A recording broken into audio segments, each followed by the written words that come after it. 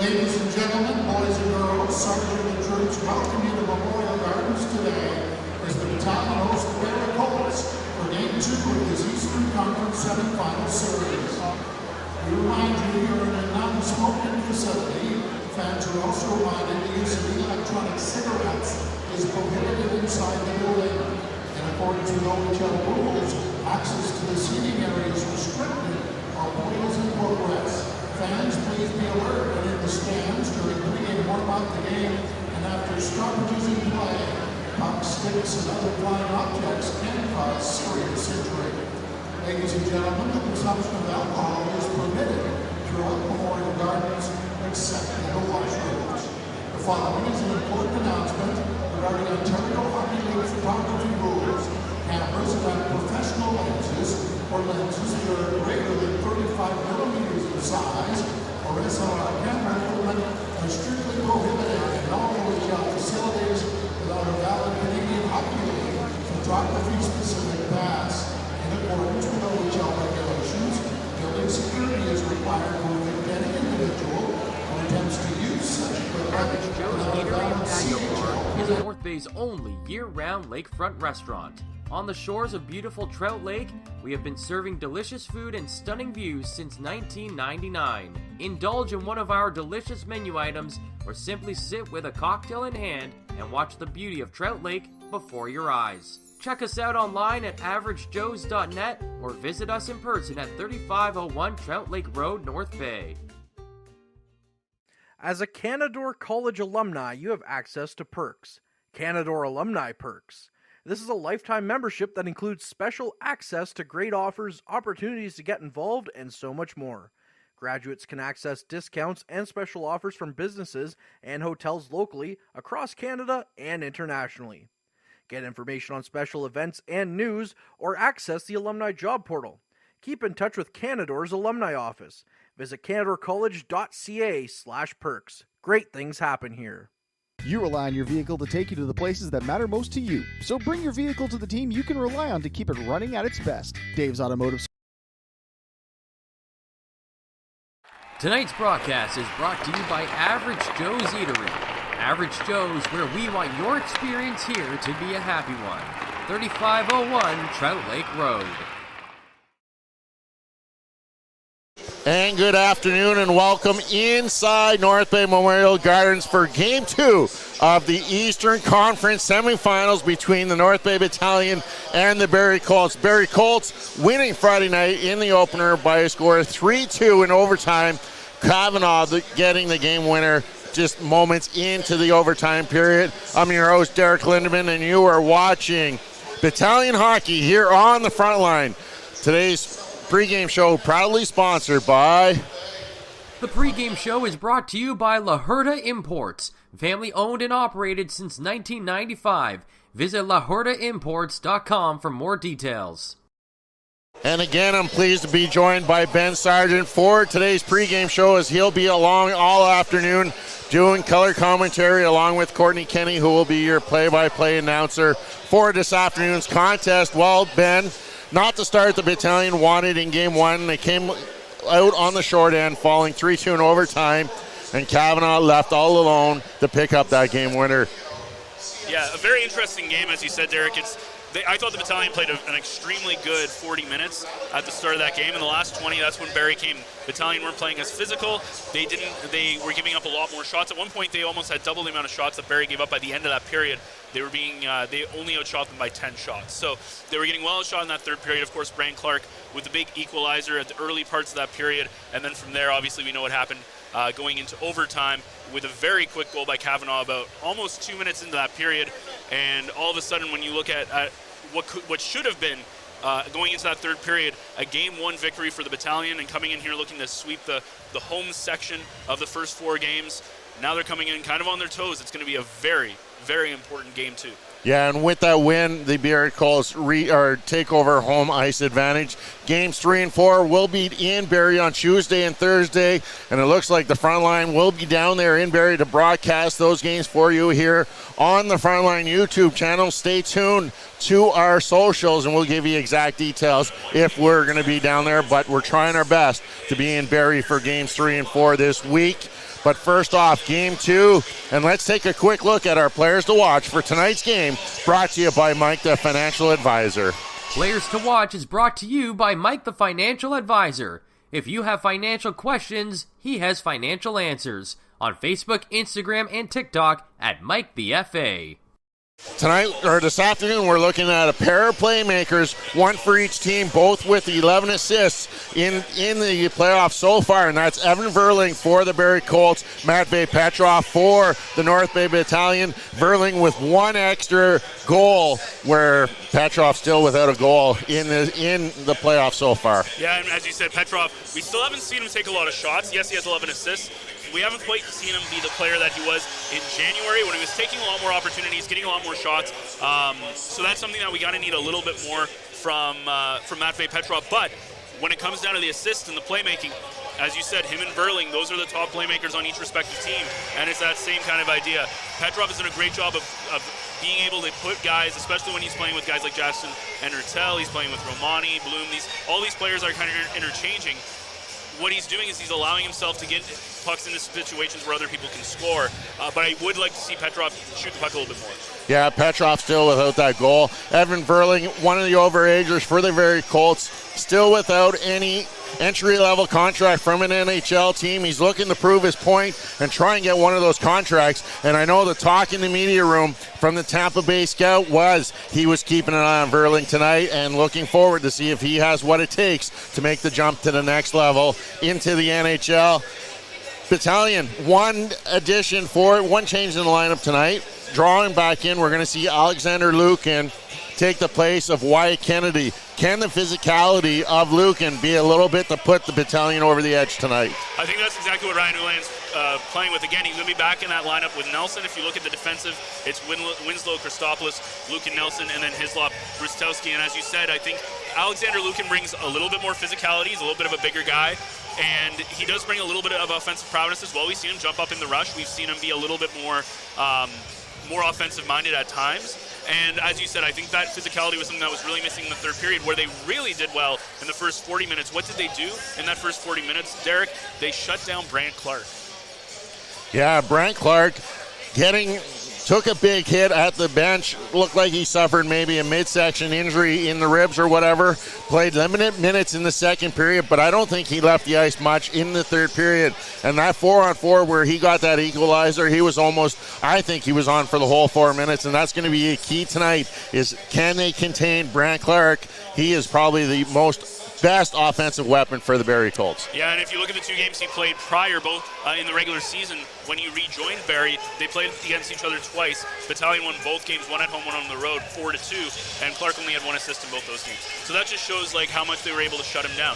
Now, if you look at the game yesterday, who was it who got the equalizing goal? It was Brant Clark, who made it 2-2. And on top of that, on a really nice shot, by the way, and he wasn't shooting earlier on in the game.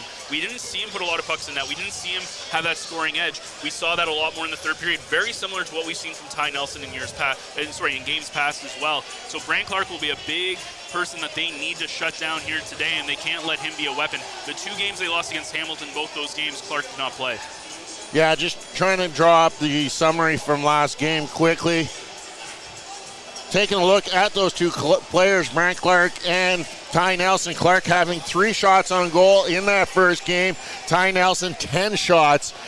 But he did get a goal, as he was our player to watch. Both players scoring in that first game for us. And it'll be interesting to see if one of those two players today do the honor and scoring, and I'm hoping it's Petrov. Petrov looked good in that first game. His feet were moving. I can't remember if it was you or Ben Long that took him to be the overtime hero. But you know what? The Battalion didn't even really control the puck in the overtime. I know, as you said, I took McDonald as I thought he was going to be the guy who was going to score next, at least from the Battalion side. But as you said, it was pretty much what Barrie did in that third period. They basically did the exact same thing in the beginning of the overtime, and it just came down to Kavanaugh was wide open on the far side, right by the circle dotted. DiVincentis, who basically did all he could to get over across, but was already sprawled out. No chance to stop that puck. And again, it's very. You talk about the shots on net with Nelson with 10 shots. The Battalion put a lot of shots on net on Anson Thornton, and Thornton looked very good. But the Barrie defense looked also very good. What they did was they blocked. Obviously, they don't They don't actually track block shots, but if they did, that would be a very interesting stat to look at, because even though the battalion had 40-odd shots, I guarantee you they probably had another 40-odd block shots as well, because they were throwing it on net constantly, something we didn't see in that Mississauga series. But Barrie did a great job of keeping the puck out of the high slot area. The battalion, a lot of it was on the outside of the outside by the boards. And every time they tried to get shots, which a lot of them tended to be weaker shots, they tended to get blocked a lot. So Barrie doing a great job of getting bodies in front of the blocking lane, the shooting lanes. But the battalion also did a really good job of that as well on their own rate. Christopoulos and Winslow had a very good game when it came to blocking shots. Yeah, another stat that they really don't keep track of, at least on the website, I'm sure you can dig deep and find them through other tracking devices, but it's turnovers. The battalion were able to score their goals. Basically, that second goal was off of a really bad turnover. Liam Arnsby all alone in front of the net, leaving that drop pass for Owen Van Steensel. And basically, the first goal for the Barrie Colts were turnovers. Both teams are going to look to really solidify their puck handling skills in their offensive zone, making sure that they can get out of their defensive zones and not create those really bad turnovers that we saw in Game 1. As you said, that's going to be a huge thing, and it's very interesting. There was a lot of parallels in that game, and I talked about it with Matt, I believe, in the third period, but there were a lot of parallels when you look at that game. You have Thornton and Divinchentis, who are both going to be extremely important in this series. At that time, both of them have given up 2 goals. You look at the 2 goals, Van Steensel, that's a bit of depth scoring for the battalion. Wiggle, on the other hand, some depth scoring for Barrie. Then you also look at who else scored. Well, the 2 offensive defensemen in Nelson and Clark. So a lot of interesting parallels in that hockey game, and I think we're going to see a lot of the same here. I'm expecting a very similar game here today, where it's going to be a very good defense, maybe the odd turnover, the odd chance. If the battalion wanted to win this game, what they need to do is they need to get that shot back. Their shot, even though they took a lot of shots in net, a lot of the shots didn't come off sticks really well. They didn't find Thornton. They were tended to be a little bit easier saves for Anson Thornton. They need to get that really good shot out, and there were a couple of whiffs and a couple of great opportunities they could capitalize. They need to find how can we put in 3, 4, 5 goals in this hockey game, because Barrie has scoring as well. And we've seen it. Cardling, we talked about Furling with assists, McDonald. There's a lot of guys who can score here on this Barrie team, so very critical that they can shut the door and they can get better scoring opportunities on Thornton. Yeah, and that overtime winner for the Barrie Colts, it was the defensive unit that was out for Ryan Houlihan. He had Arnsby, one of the top defensive forwards in the league, out with Tarasevich and Van Steensel, and he had his probably top defensive pairing out with Hislop and Christopoulos. Really unfortunate, as those 5 guys got watching the puck in the corner, and Josh Covino was allowed to walk in on the weak side all alone from his defensive positioning and take that pass out front. That's going to be key for the North Bay Battalion, and see how they can really tidy things up in the defensive zone. And I honestly did think that they played probably their best playoff game that they've played. Even against Mississauga, they made some mistakes. They weren't perfect. I thought last game, yeah, the third period wasn't the best. They did allow Barrie a lot of offensive zone time, but I think overall, when you look at how they played defensively in their own zone, the way they played offensively, I think it was one of the best games that they've played in terms of how playing to their structure and playing to the way that Ryan Houlihan wants this team to play. They weren't able to capitalize on their opportunities, and the biggest thing is they need to win today. You can't go on to the road and Barrie down 2-0. You have to win this hockey game. That's going to be so important. You want to, at this point, it's let's split. Let's go to Barrie, hopefully split at home, and then come back here again with having that home ice advantage and make this another, just like they did against Mississauga, basically a best 2 out of 3. Exactly. Very important game for the North Bay Battalion, looking to equalize the series at 1 game apiece. 11 penalties in that first game, 1 power play goal, and that was by the North Bay Battalion, scoring once on 5 chances. Specialty teams need to be a little bit better, I think, for both teams, and that could be the difference, is which power play can be the most productive this afternoon. Well, as you said, Barrie also going 0 for 6. They came into this series with a top power play, right? Now they're 11 for 34 after that hockey game, but they came in 11 for 26, which was the best in the, 11 for 28, which was the best in the playoffs so far. And we saw a bit of that power play. What they were doing so well was they were basically squeezing the zone a little bit. So you'd have your defenseman squeezing in and slowing that, basically squeezing that box together, and then you were getting opportunities. They were getting rebound opportunities in front of Divinchentis. The battalion, I thought, had a couple of good power plays that they had. They had one really solid power play in the second period that they should have scored on, but Thornton kind of stopped the door. So as you said, specialty teams is going to be a big part of this. And these teams are so evenly matched. It's a very physical game. The fact that there were 11 penalties, and look, there were some kind of gritty penalties in there. Like, there was a lot of hitting penalties, a couple of blindside hits, a couple of Grant Clark's could easily have been a boarding call when he kind of went off. There was a lot of physicality, and it's going to be interesting to see, are we going to see that exact same physicality to start the game? When you look back at that third period, again, not a lot of physicality from the Battalion side. No, and one of the things I did think that the Barrie Colts were doing were turning and trying to take those hits and trying to get an extra call from the referees from the hit from behind. And it could have been a couple there where we saw the Liam Arnsby hit that led to the fisticuff where Kavanaugh came in, and then the hit on Brant Clark at the bench could have easily have gone the way that the Barrie Colts wanted to get a couple extra chances. And it's going to be interesting to see if they continue to do that and turn their back when they're against the boards to try and draw that extra call from the officials. Yeah, one of the guys that we highlighted from Barrie is one of their big defensemen, Connor Punnett, and we've seen him take 2 penalties in that hockey game, both of them kind of bad penalties after the whistle and undisciplined penalties, but he's a guy who was big early on in that game. Him and McDonald were getting a little bit physical on the ice, and he almost felt like he was trying to goad McDonald into it. Good for Kyle McDonald not getting into that, because again, Connor Punnett goes off for 5 minutes, not a big deal. Kyle McDonald goes off for 5 minutes, that's huge, and if you can get under the skin of a guy like McDonald, both big guys, both love to play a physical game. Punnett could have a very interesting role in this series, getting under the skin of the Battalion, and we'll see if he continues that big physical play after the whistle antics as well. While the Barrie Colts not making any changes to the lineup, we're going to see the same lineup that we saw in game 1.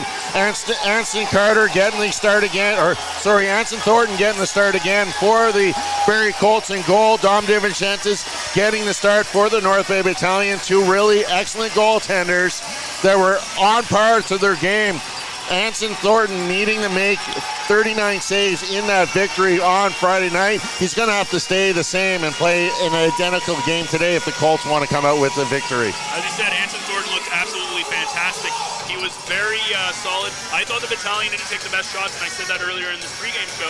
So I think if the Battalion can get better qualities on him, but he was basically what DiVincentis has been to the North Bay Battalion. He was a solid rock. He played really well. Goaltending is going to be the biggest difference in this series. I think whatever goalie stands out on top is going to be the one that's going to come away with the series win. Yeah, I think the Battalion need to do a little bit better to get some traffic in front of Thornton. Everyone said here, the players are on the ice, the fans are in their seats. We're ready here for Memorial Gardens as it's Battalion Colts next on the front line. Meals are a special time for families to gather, share their day, and spend quality time together. Those dinners are made extra special when you add tropical produce found in the markets and grocery stores that carry La Huerta imports. La Huerta knows the importance of family, so they know which quality products make the best quality meals for your customers, whether it be Mexican Hass avocados, Brazilian figs, Ecuadorian red dragon fruit, or something just as exotic and special. To get your supply of the best tropical produce at competitive prices with brands buyers trust, contact La Huerta Imports at 705-752-1478. Community engagement is one of our core focuses at McDonald's. The key is finding the right people who are passionate about the same things we are, helping kids be kids. McDonald's proudly supports local organizations such as the North Bay Regional Health Center Foundation, Big Brothers Big Sisters, One Kids Place, the Children's Aid Society, and Ronald McDonald House Charities. Stop by McDonald's on 1500 Fisher Street, North Bay, to see how we can serve you and the community every day. Hey there, I'm Mike the Financial Advisor. When you strip it down to its core and you take away all the industry jargon, I help people solve financial concerns. So if you're concerned that you'll never save enough to retire comfortably, or that your kid is going to graduate post-secondary $40,000 in debt, or maybe even that life is going to take a really unfortunate sideways turn and somebody is going to have to open a GoFundMe page for you and your family, I can help you prevent all of those things from happening. If you want to see how, you can find me on Facebook, Instagram, and TikTok. Just do a search for Mike the Financial Advisor. You should find me.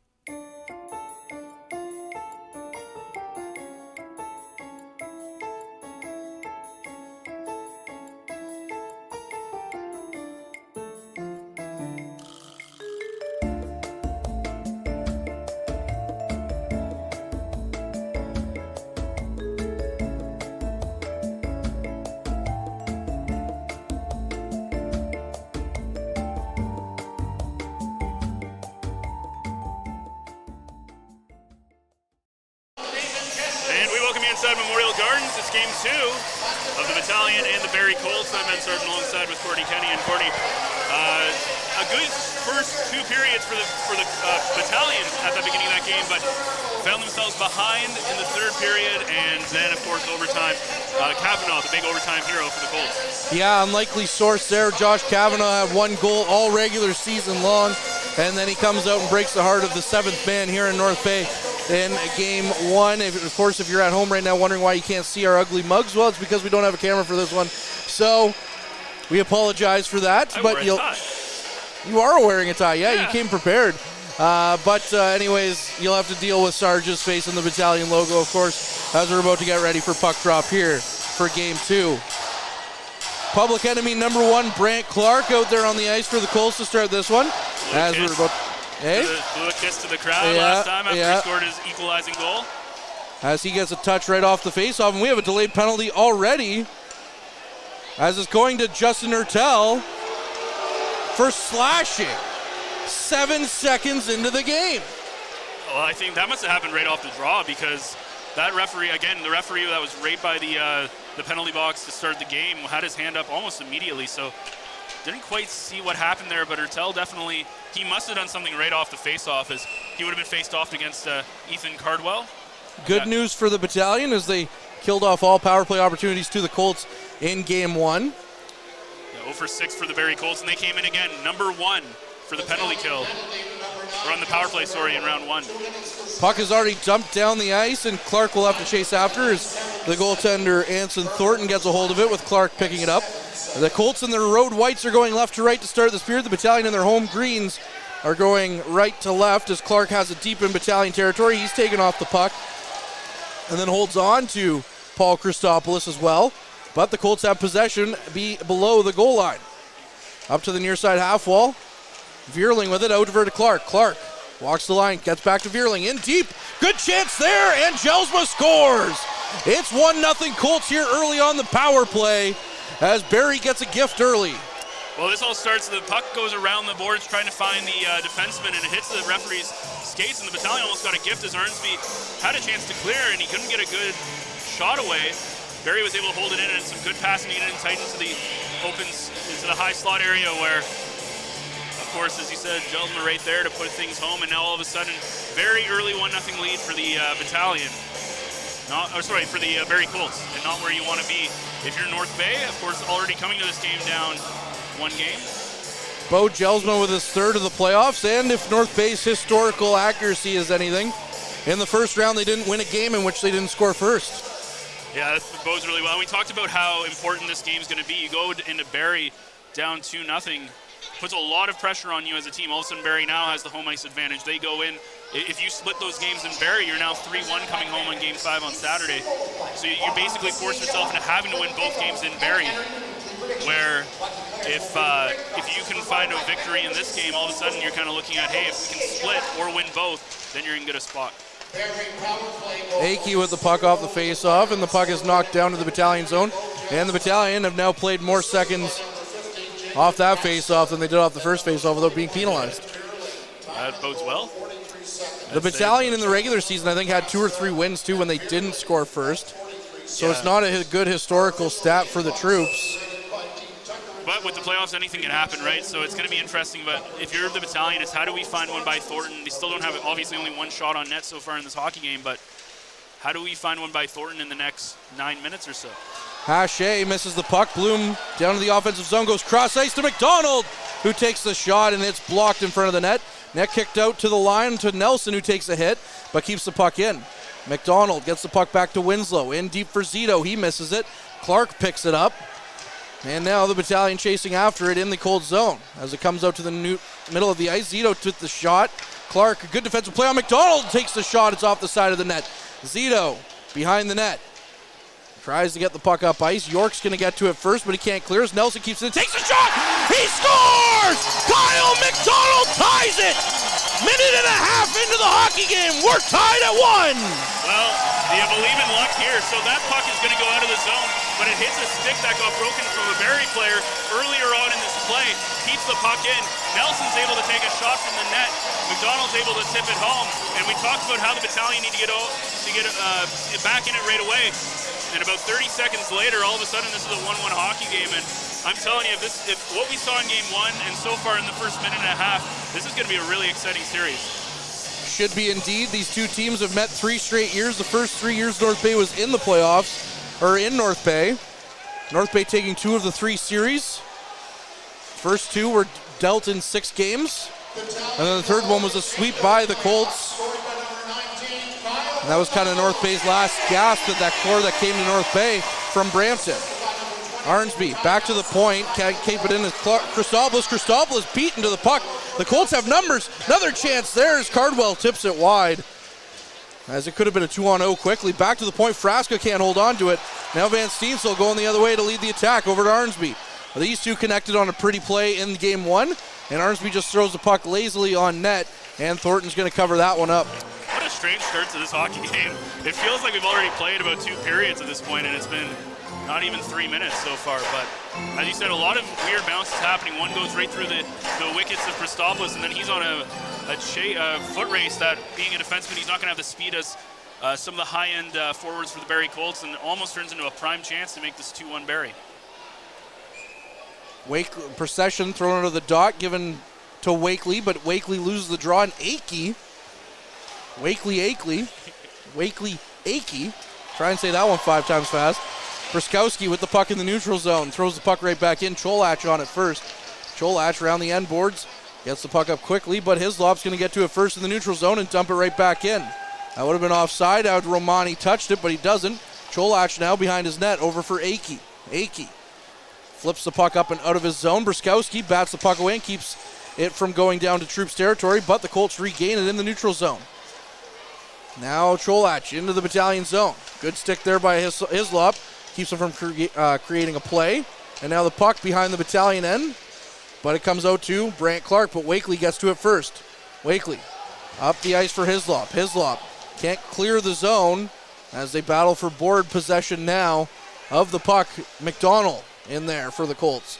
Gets it to Bruskowski. Bruskowski gets it to Hislop, and he just sends the puck down the ice, but Clark bats it out of the air and bobbles it, but keeps it in at the red line before gaining the zone. Back to Jelsma, the goal scorer, takes a shot. That one missed the net. DiVincentis out to play it, or tries to play it, and now the puck is knocked off its moorings as DiVincentis went to go cross net and hit the net right off of its moorings, although it looked like he had gotten a piece of it, but it's still moving pretty good down there. Well, either they don't drill the holes that great in the Battalion zone, or DiVincentis has legs of steel. I don't know what it is, but it always feels like his net's coming off. But one of the things that I have seen from Clark early in this game is his ability to jump in on the rush and get down below that goal line of the net. Something we haven't really seen from Nelson in this playoff series. He feels like he's playing a little bit more defensive-minded. We haven't really seen that offensive sense from Nelson in the own zone. So that's something I'd like to see a little bit more from Ty Nelson. Get a little bit more aggressive in the offensive zone.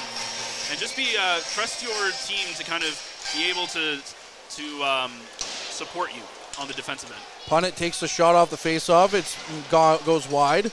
Now Savard with it, and that's saying something because Nelson has an assist already in this game. Back to the point for Punnett. Punnett with another shot, stopped by DiVincentis.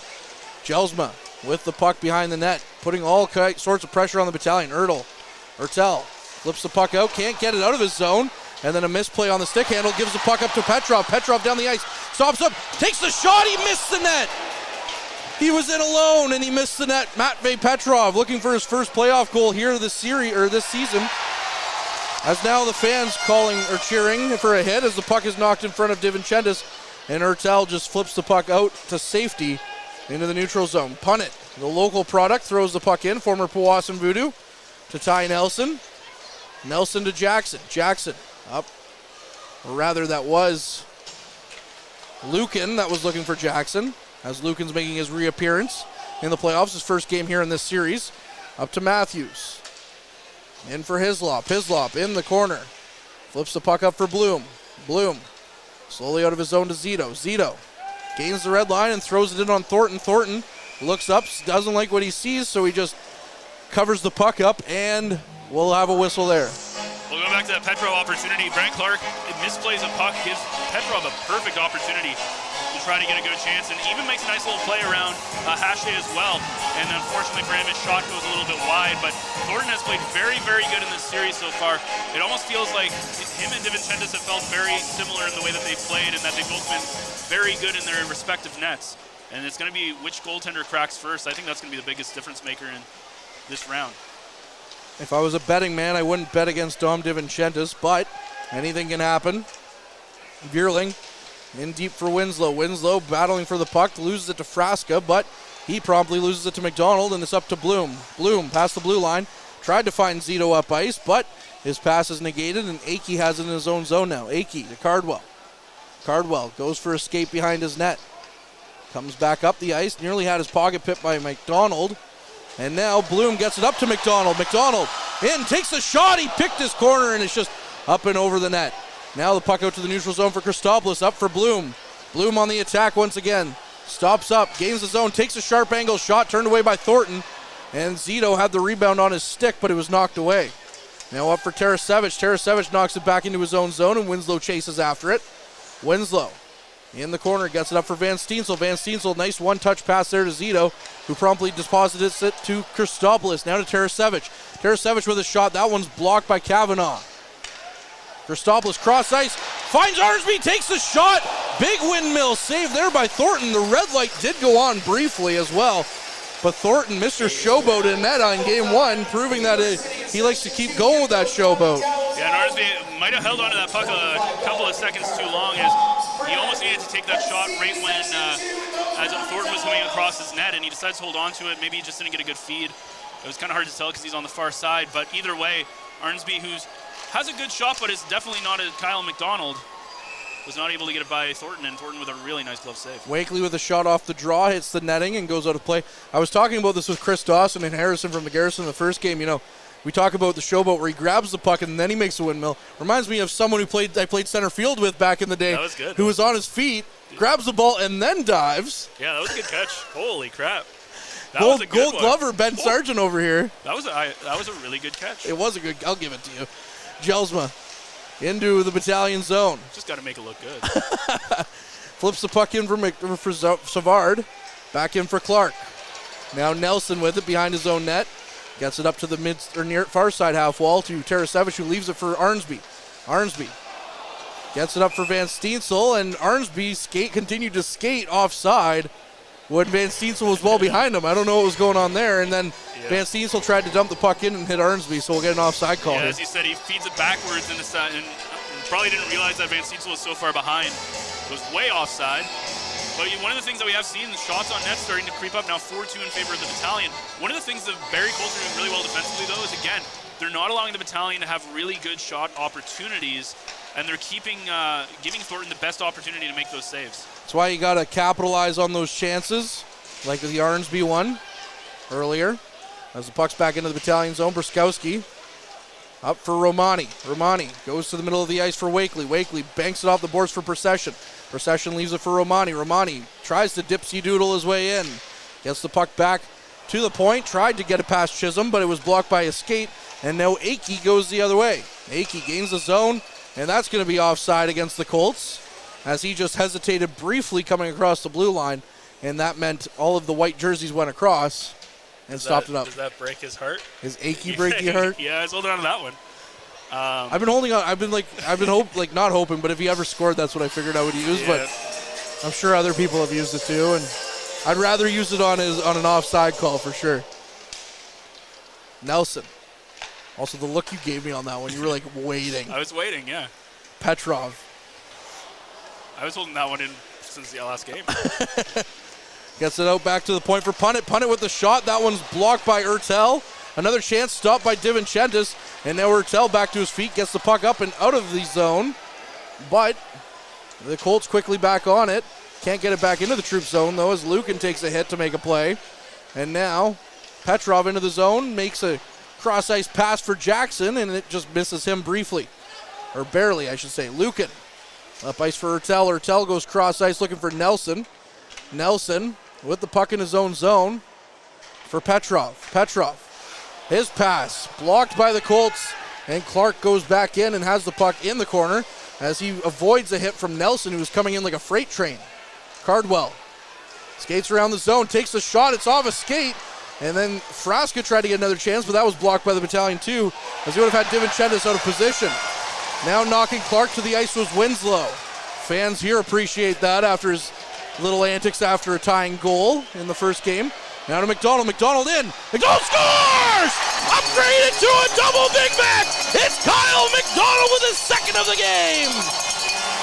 Well, something we missed in game one was that Kyle McDonald shot. He had a couple of opportunities. I thought he was going to be the one who was going to end up getting that game-winning goal.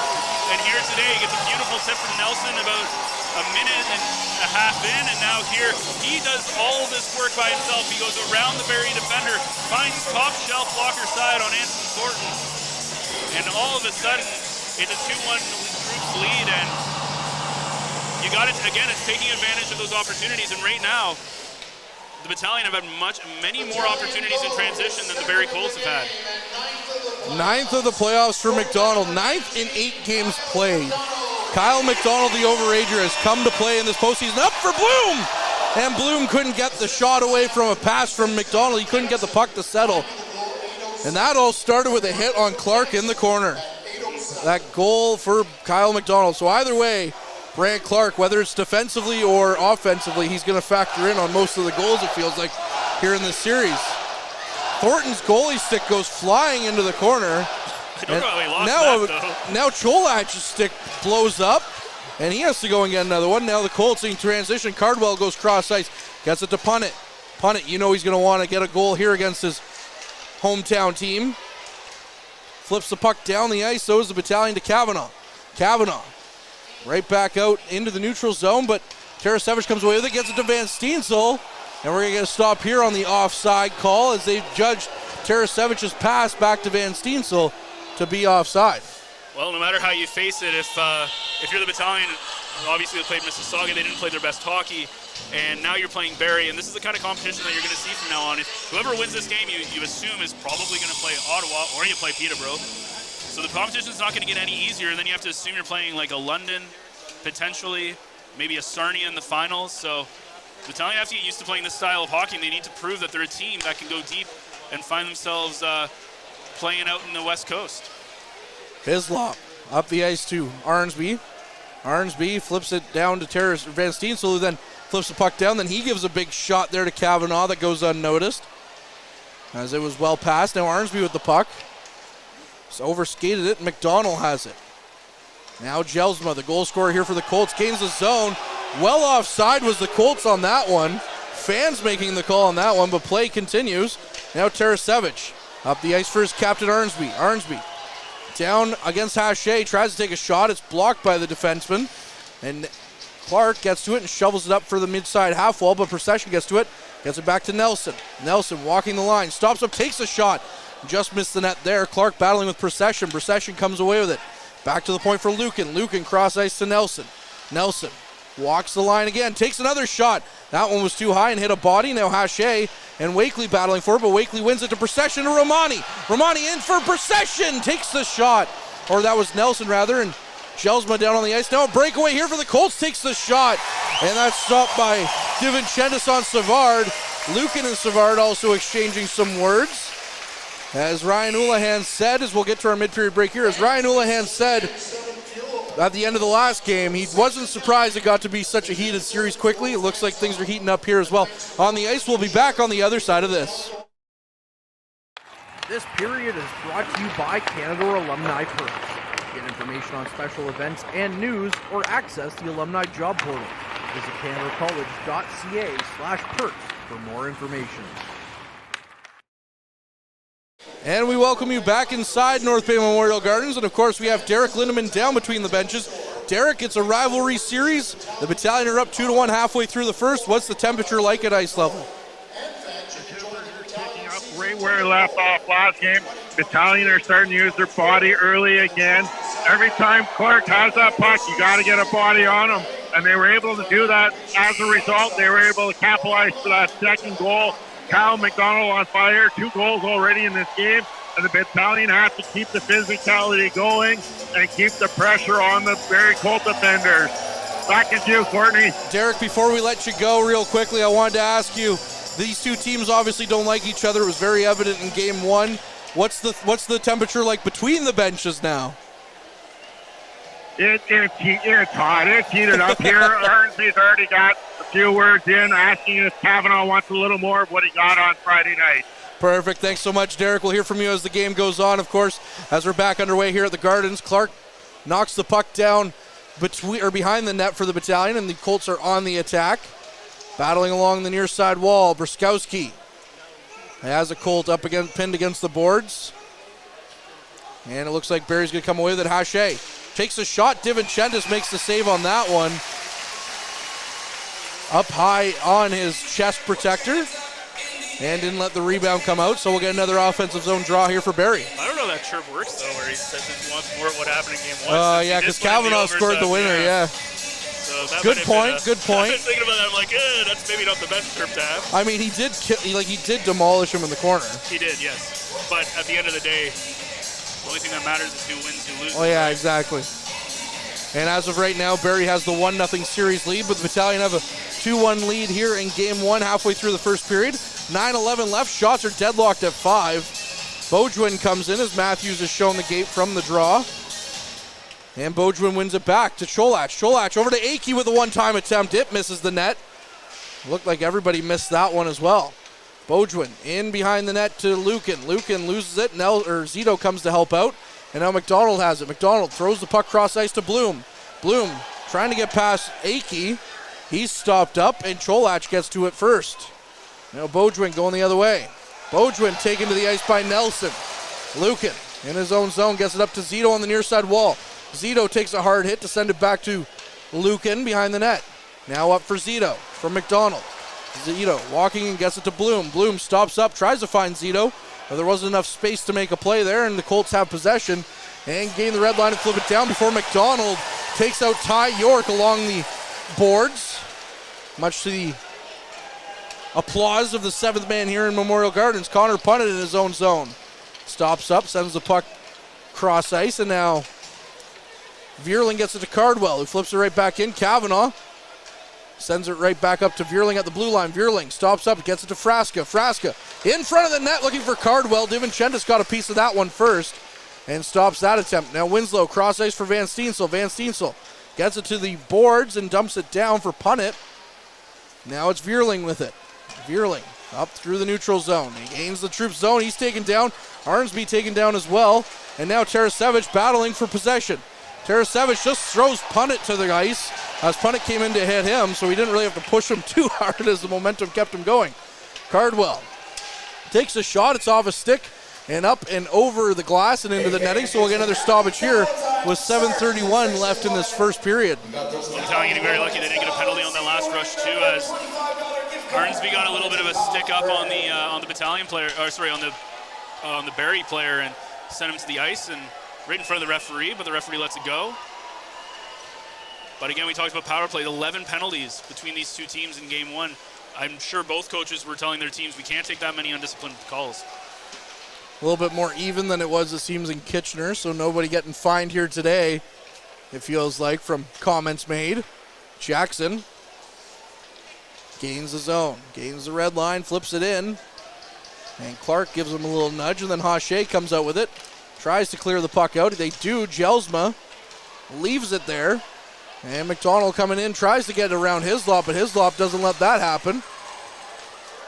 As that was Savard, rather. And now Bruskowski's pass goes up and over the bench and into the stands, so a souvenir there for some fans.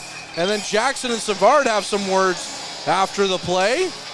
As Savard whacks Jackson, Jackson whacks back, and it doesn't look like any penalties are coming from that one. Well, Ferguson, the referee, was just telling him to kind of stay in your lane there.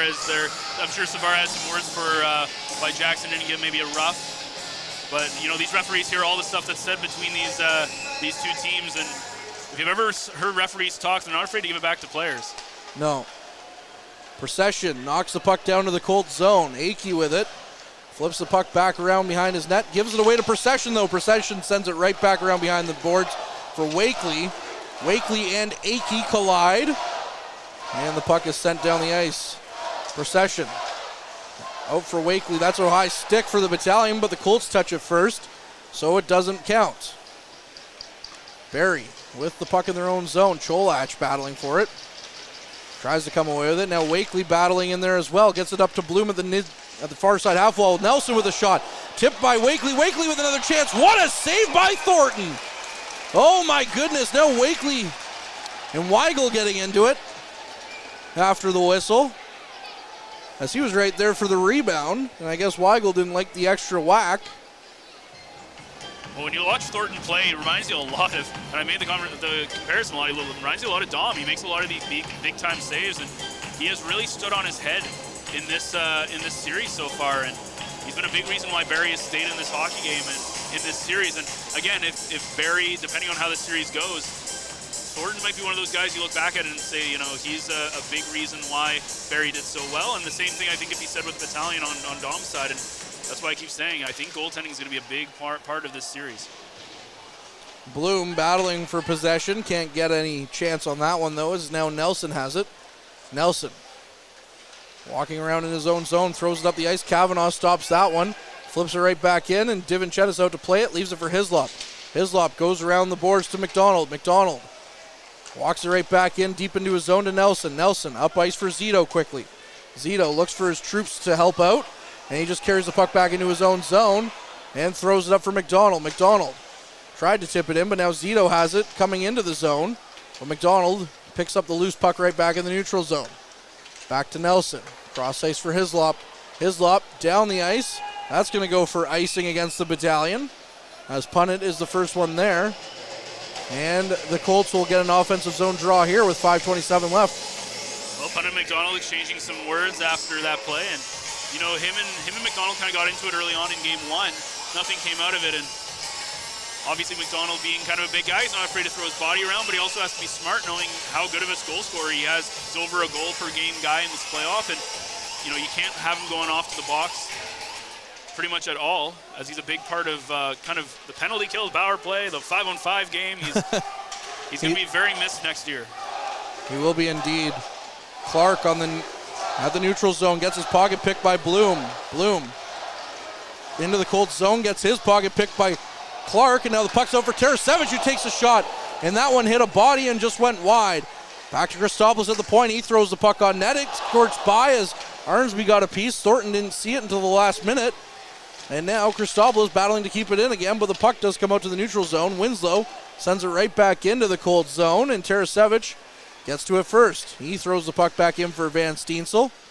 Back to the point for Winslow, who keeps it in. Winslow nearly got picked off by Clark, but the puck missed him. And now Cardwell gets it up to the captain, Clark. Clark tries to go cross ice. His pass is picked off by Tarasevic, who gives it to Van Steensel. Van Steensel can't corral the puck, though, however, as Cholach gets it in his own zone and sends it back to Clark. Clark up the ice for Cardwell. Cardwell just gets a piece of it and tips it in. Divinchettis stops it up for Christopoulos behind his net. Christopoulos up ice for Jackson. Jackson skates through the neutral zone. Gains the Colts blue line. Goes across to Ertel. Ertel deep in his own zone. Winslow comes in for help. And the puck is sent up to the near side half wall as Hislop runs over his man at the hash marks.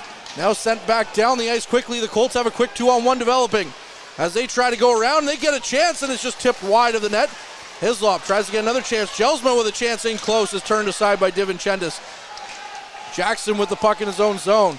Gives it back to Winslow. Up ice for Petrov. Petrov flips it in and chases after it. Cholach will get to it first.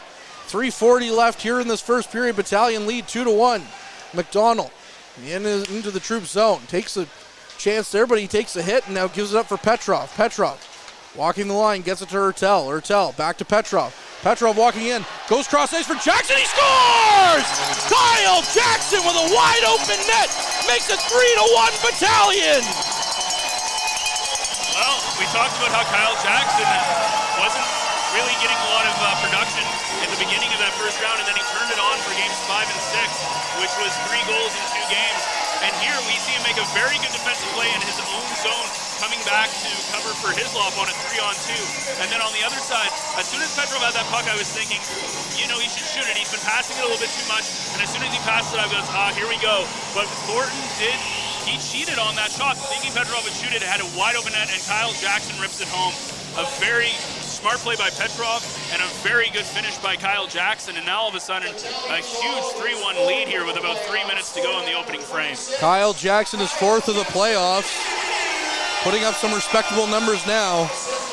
As now McDonald comes in, tries to steal the puck away. Chisholm sends it the other way. Now with speed is Jodoin. Jodwin gains the zone, takes a sharp angle shot. DiVincentis knocks into the post and with his legs of steel. As Punnett takes a bit of a dive. That looked a little suspicious to me on Punnett's side. And it's him and McDonald again, right? I didn't quite see it, but McDonald's standing right beside him. So I don't know if it was McDonald who got his body in there, but it doesn't look like there's going to be any penalties or anything. No. But the way that he fell was a little Oscar Award winning, I think. Well, all the battalion players were talking about it, but again, I have a feeling that Punnett and McDonald, something's going to happen in this series at some point. They've kind of been going at it. It's just a story thread that I think, I wouldn't be surprised if at one point they fought, but if you're Kyle McDonald, you have to try to keep your emotions in check as much as possible. Again, if you're Connor Punnett, if you can get McDonald off the ice for 5 minutes, maybe more if you get an instigation and game misconduct, or a 10-minute misconduct. Shot on net by York is turned aside by DiVincentis. Now Lucan gets to the puck and sends it off the boards and down. Hache with it. Back in deep for Beaudouin. Now for Clark. Clark nearly lost it to Romani, but coming in is Beaudouin for support.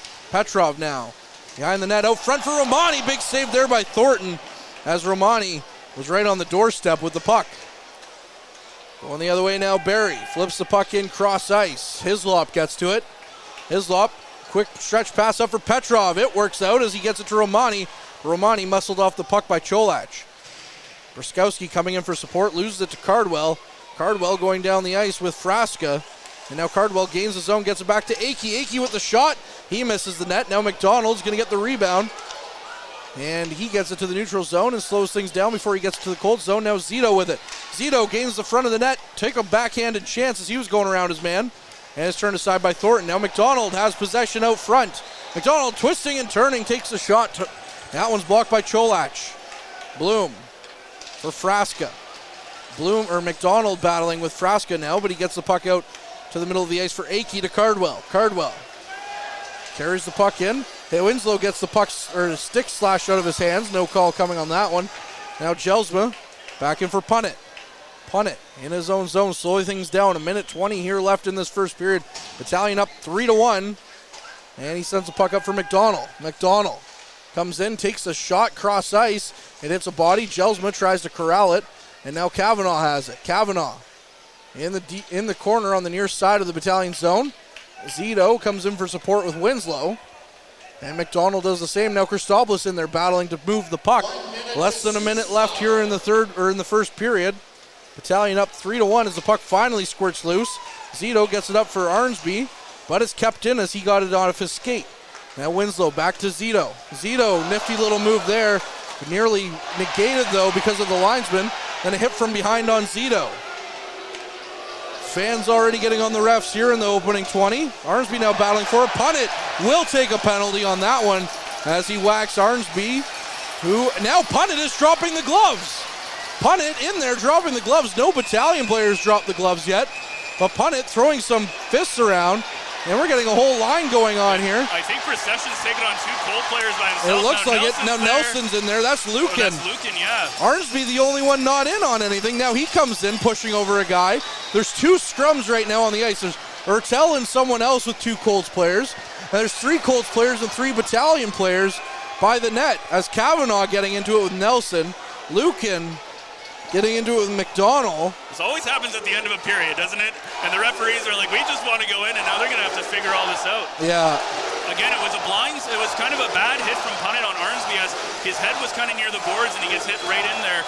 So the question is, what is Punnett going to get? And then, of course, I feel like Nelson, maybe Lucan might end up going off. Well, Nelson is.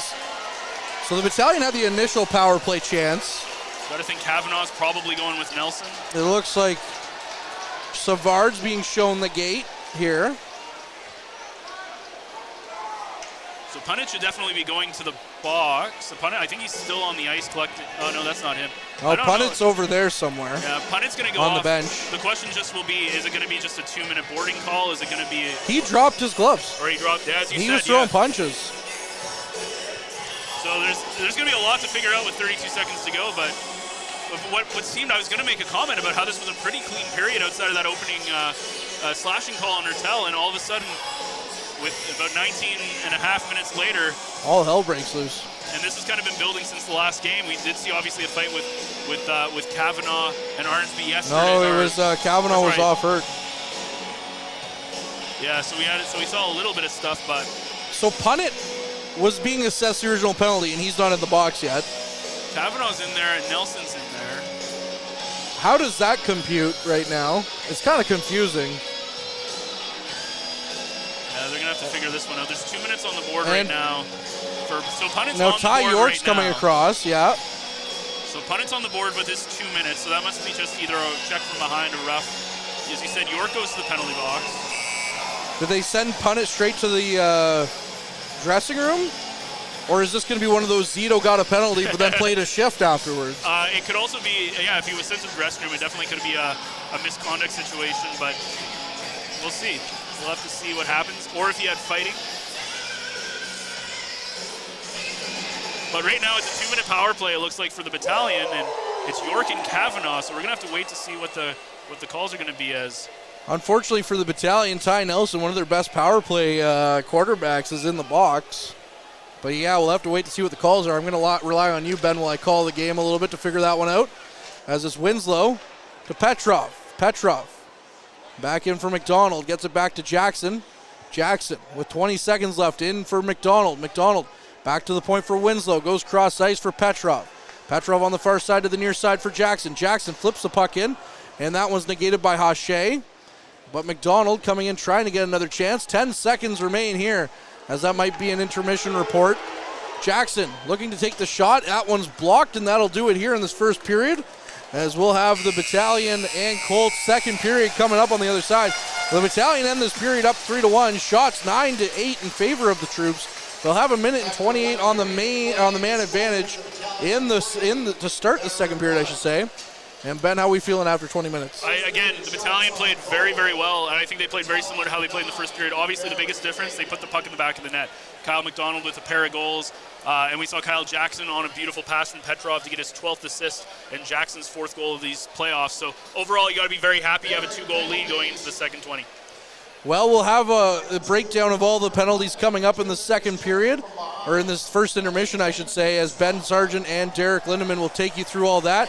For Harrison the Garrison, who is our wonderful producer today, I'm Courtney Kenny, and as always, keep your eye on the front line. Average Joe's Eatery and Patio Bar is North Bay's only year-round lakefront restaurant. On the shores of beautiful Trout Lake, we have been serving delicious food and stunning views since 1999. Indulge in one of our delicious menu items, or simply sit with a cocktail in hand and watch the beauty of Trout Lake before your eyes. Check us out online at averagejoes.net or visit us in person at 3501 Trout Lake Road, North Bay.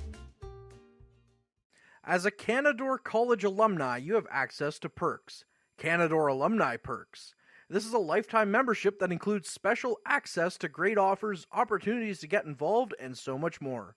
Graduates can access discounts and special offers from businesses and hotels locally, across Canada, and internationally. Get information on special events and news, or access the alumni job portal. Keep in touch with Canadore's alumni office.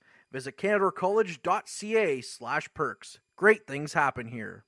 You rely on your vehicle to take you to the places that matter most to you. So bring your vehicle to the team you can rely on to keep it running at its best. Dave's Automotive Services. Whether you're getting your car or truck ready for the season with a tire change, making sure you're safe on the road with an inspection and certification, or doing your due diligence to keep your vehicle in tip-top shape with regular maintenance, Dave's Automotive Services has you covered. Expert troubleshooting, quality repairs, and time-efficient labor are the 3 stars of service you can expect when you bring your car or truck to Dave's Automotive Services at 411 Airport Road. Call 705-478-5544 and book your appointment today.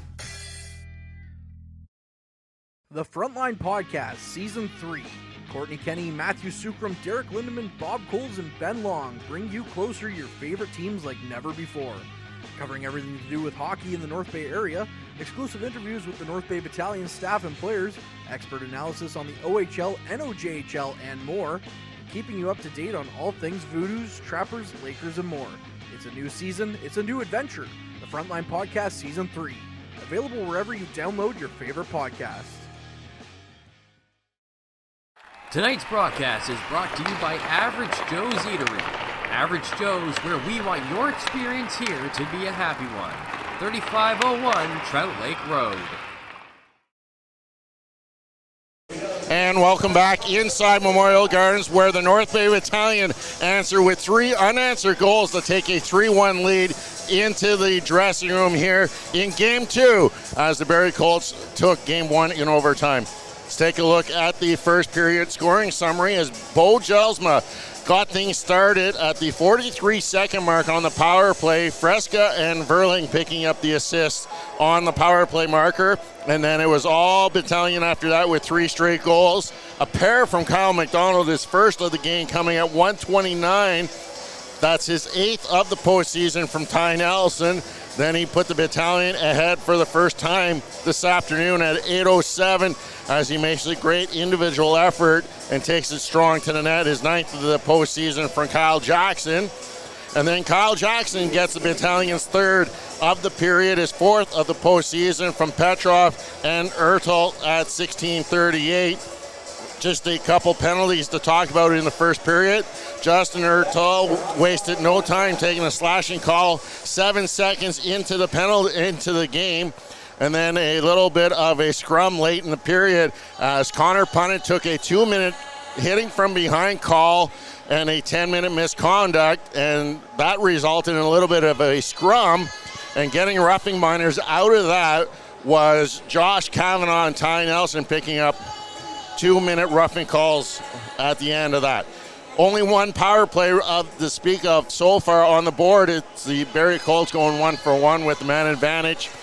Battalion did have a 32-second power play at the end of the period and did not capitalize, and they'll start the second with a minute 28 still remaining on the checking from behind call against Connor Punnett.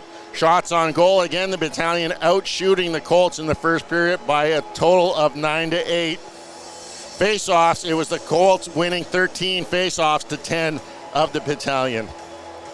3 other games going on this afternoon as all 4 postseason rounds are in action this afternoon. Let's get things started in Kitchener. The Rangers with a 2-0 lead over the London Knights through 1 period of play. The Knights lead that series 2-0. In Ottawa, the Petes taking a 1-0 lead into the first intermission. And in Sarnia, the Sting again with a 1-0 lead over the Saginaw Spirit. Both the 67s and the Sting winning the opening game on Friday night. Well, Ben, it's been an interesting first period. We wanted more physicality out of the North Bay Battalion. We've seen that, and I think that's what they got to do if they want to continue putting some pressure on the Colts. Well, again, it goes back to basically they played the way that they did in the first 40 minutes of that game yesterday. As you said, they got more physicality, but they controlled the pace of the game really well. For the most part, it was the Battalion who was controlling the neutral zone game. They were getting these opportunities. They were spending, there was a lot, even though the shots are relatively even, 9-8, they spent a lot more time in the Barrie Colts zone than the Barrie Colts spent in their own zone. So I thought overall, as you said, the physicality was up. We saw Kyle McDonald throw a couple of hits. I think the biggest difference between Game 1 and Game 2 so far is the Battalion have found a way to finish on Anson Thornton and put the puck put the puck in his net.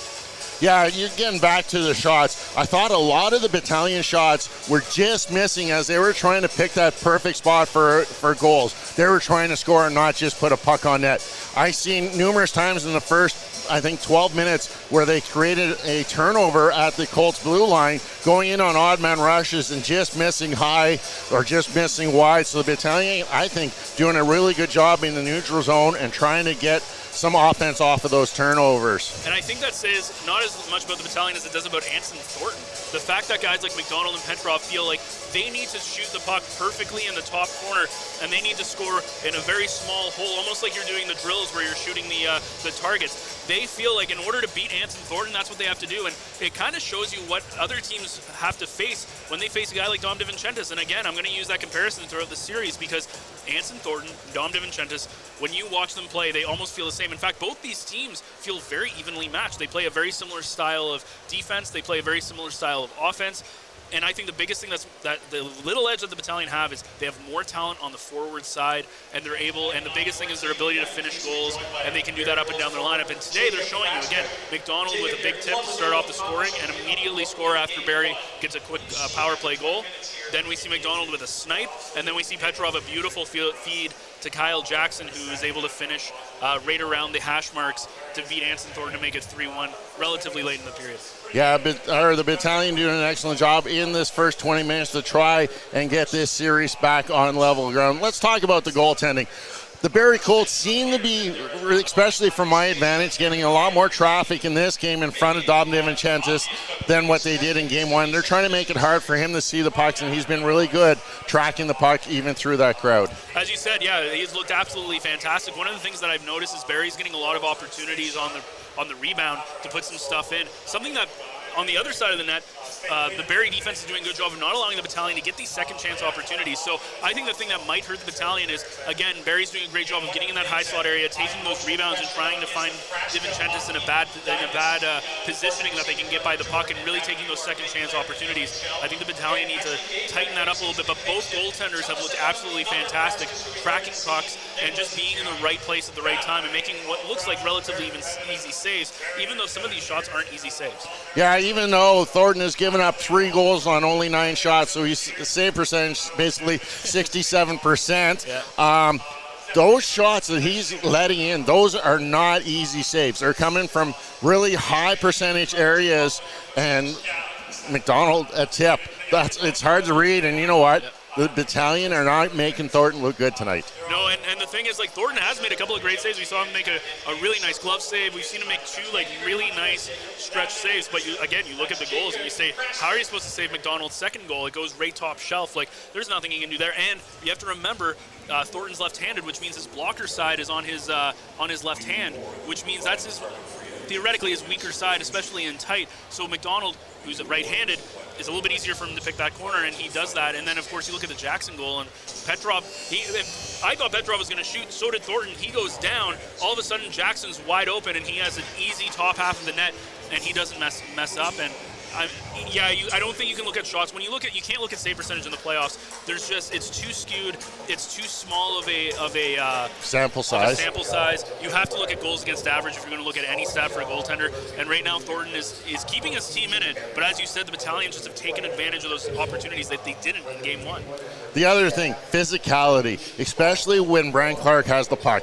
That second goal, if you look back, started 200 feet away from the Barrie Colts zone, and who had the puck in the corner? Brian Clark. He gets hit hard, forces a turnover away from the net, and the troops are going the other way, and it's McDonald finishing up. You got to be physical, especially when Brian Clark has that puck, and not just listen to the fans boo him. Well, yeah, and that's the thing, right? He blew a kiss to the crowd when he tied the game.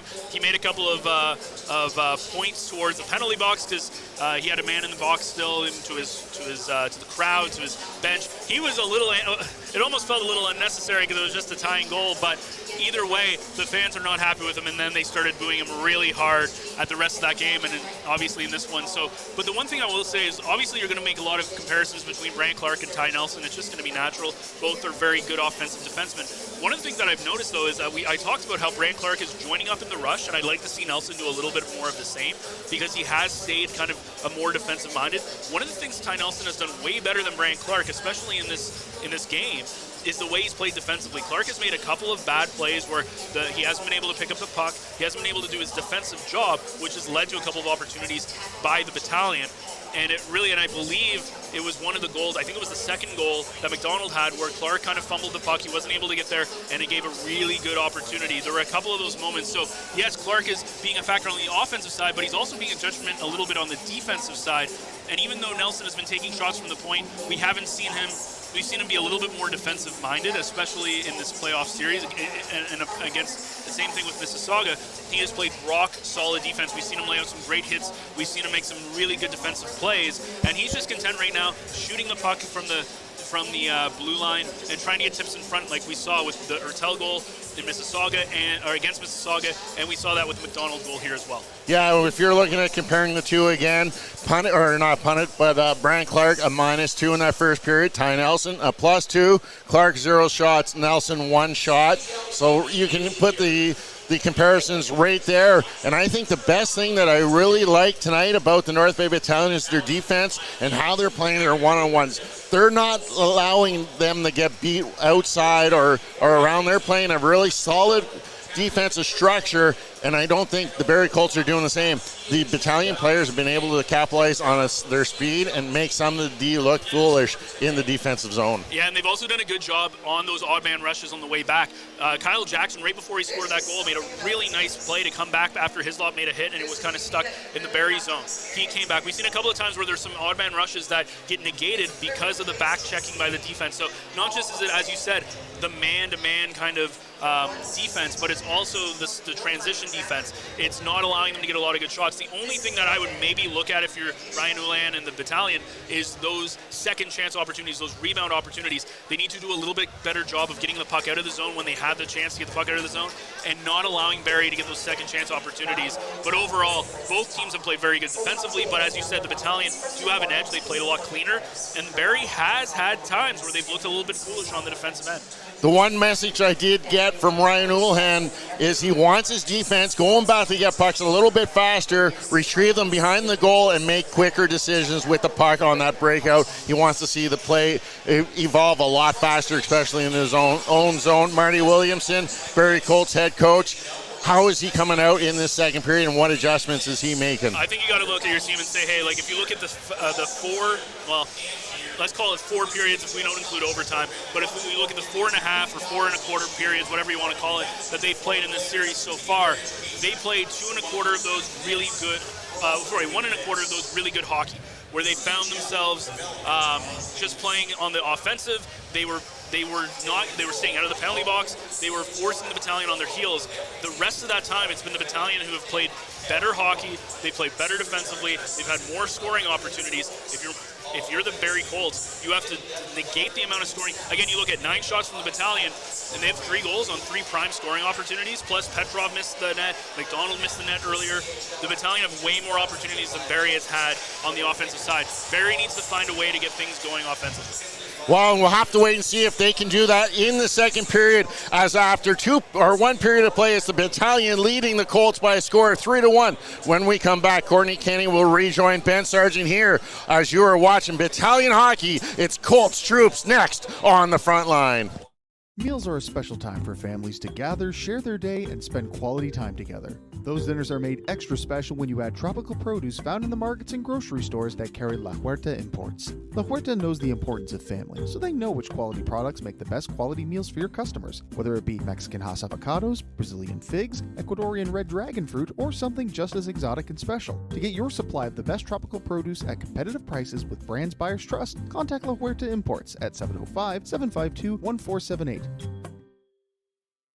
Community engagement is one of our core focuses at McDonald's. The key is finding the right people who are passionate about the same things we are, helping kids be kids. McDonald's proudly supports local organizations such as the North Bay Regional Health Center Foundation, Big Brothers Big Sisters, One Kids Place, the Children's Aid Society, and Ronald McDonald House Charities. Stop by McDonald's on 1500 Fisher Street, North Bay, to see how we can serve you and the community every day. Hey there, I'm Mike the Financial Advisor. When you strip it down to its core and you take away all the industry jargon, I help people solve financial concerns. So if you're concerned that you'll never save enough to retire comfortably, or that your kid is going to graduate post-secondary $40,000 in debt, or maybe even that life is going to take a really unfortunate sideways turn and somebody is going to have to open a GoFundMe page for you and your family, I can help you prevent all of those things from happening. If you want to see how, you can find me on Facebook, Instagram, and TikTok. Just do a search for Mike the Financial Advisor. You should find me.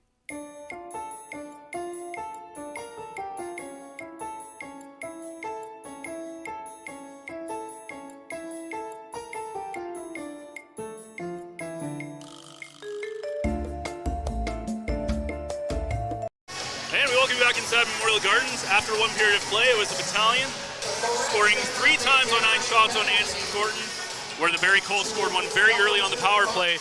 Thanks to Jelsma, make it 3-1 Battalion. I'm Ben Sargent alongside with Courtney Kenny. And Courtney, after 20 minutes, it was the Battalion finding themselves up by 2 and were able to find the back of the net a little bit more easily than they did in Game 1. Yeah, they got 1 goal already, more than they had in Game 1, as they sit at 3 for the game. I mean, they also have 1:28 on the power play to start, but again, Ty Nelson's in the box, so they don't have one of their top quarterbacks on the power play.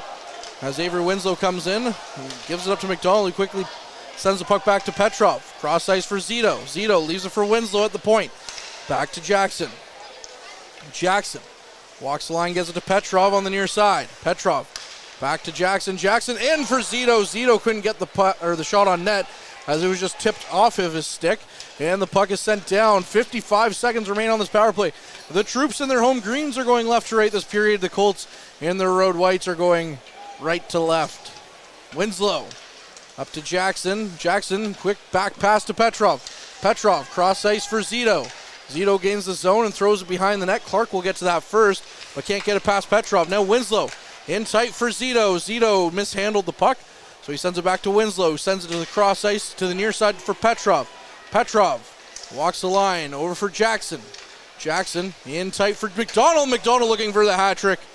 Looking to add some bacon to his Big Mac now. Back to Petrov, who takes a shot. That's gloved down by Thornton.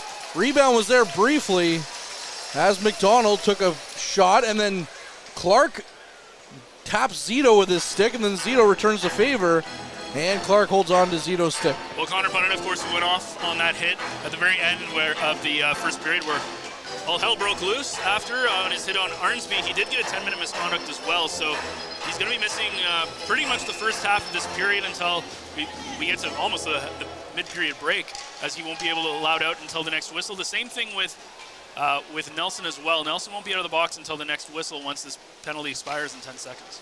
Hislop up for Tarasevic, now to Van Steensel. We're going to get back to 5-on-5 hockey here in 2 seconds. Tarasevic battling on the near side, gets it in deep for Van Steensel, but the Colts come away with it and send it cross ice. Hislop will keep it in. Now Connor Punnett is the one out on the ice. What is going, okay. Did he not get a misconduct? I'm confused. No misconduct, we're being told. Arnsby back for Tarasevic. Now it's Cardwell who takes the shot and sends it in. Kavanaugh still in the box, however, along with Nelson. Christopoulos crossing the line, gets it to Tarasevic. Tarasevic throws the puck in deep. Back for Tarasevic, looking for the point. There's nobody there as Winslow gets to it. We'll have our best man, Ben Sargent, really break it down here momentarily. Once. Well, he did get a miss. Maybe he just got I thought they said 10 minutes. I thought that they called it a 10-minute misconduct as well. It's just showing on here that he got a misconduct, 1927, so I don't know. Very interesting. But either way, it looks like, I'm pretty sure I heard there was roughing, and then on top of that, a misconduct. So unless they changed it after the fact, either way, Connor Punnett is back out there. Blows a tire now. Grant Clark gives it back to Ertl. Now back to Jackson, who takes the shot. As Thornton stops that one. Rebound was there, but is blocked away. Nelson back out on the ice as well as the penalty box is clear, so Kavanaugh will be back as well. And then Bruskowski gives it away, and a shot attempt comes in. It's blocked by Bruskowski, so no harm, no foul there as the puck is sent down the ice, but nobody got to it from the Battalion perspective, so it's an icing call against the troops. 17-24 here in the second period. Battalion are up to 11 shots. The Colts are at 8. Well, it's kind of interesting when we looked at Ty Nelson versus Brent Clark. Clark -2 on the day. Ty Nelson +2, and Clark has not looked good defensively. Even in this period, he blew a tire up against, gave Justin Rattel a very good opportunity to score, and he just has not looked good on the defensive end. We talked about Nelson not being as offensively minded, but Nelson has played rock-solid defense in this playoff so far. Bruskowski battling with Jelsma now along the end wall. Fans cheering. Nelson in there as well. Savard. Those two got acquainted at the end of the last period. And the puck comes away for Jelsma. Jelsma tries to throw it out front. Nelson gets to it first, then he falls over. And the puck just sticking along behind DiVincentis' net. Bruskowski's clearing attempt hits the skates. The Colts keep it in. Jelsma behind the net, looking out front for some options. Gets it back to the point for Akey. Akey throws it on net. That one hit Nelson.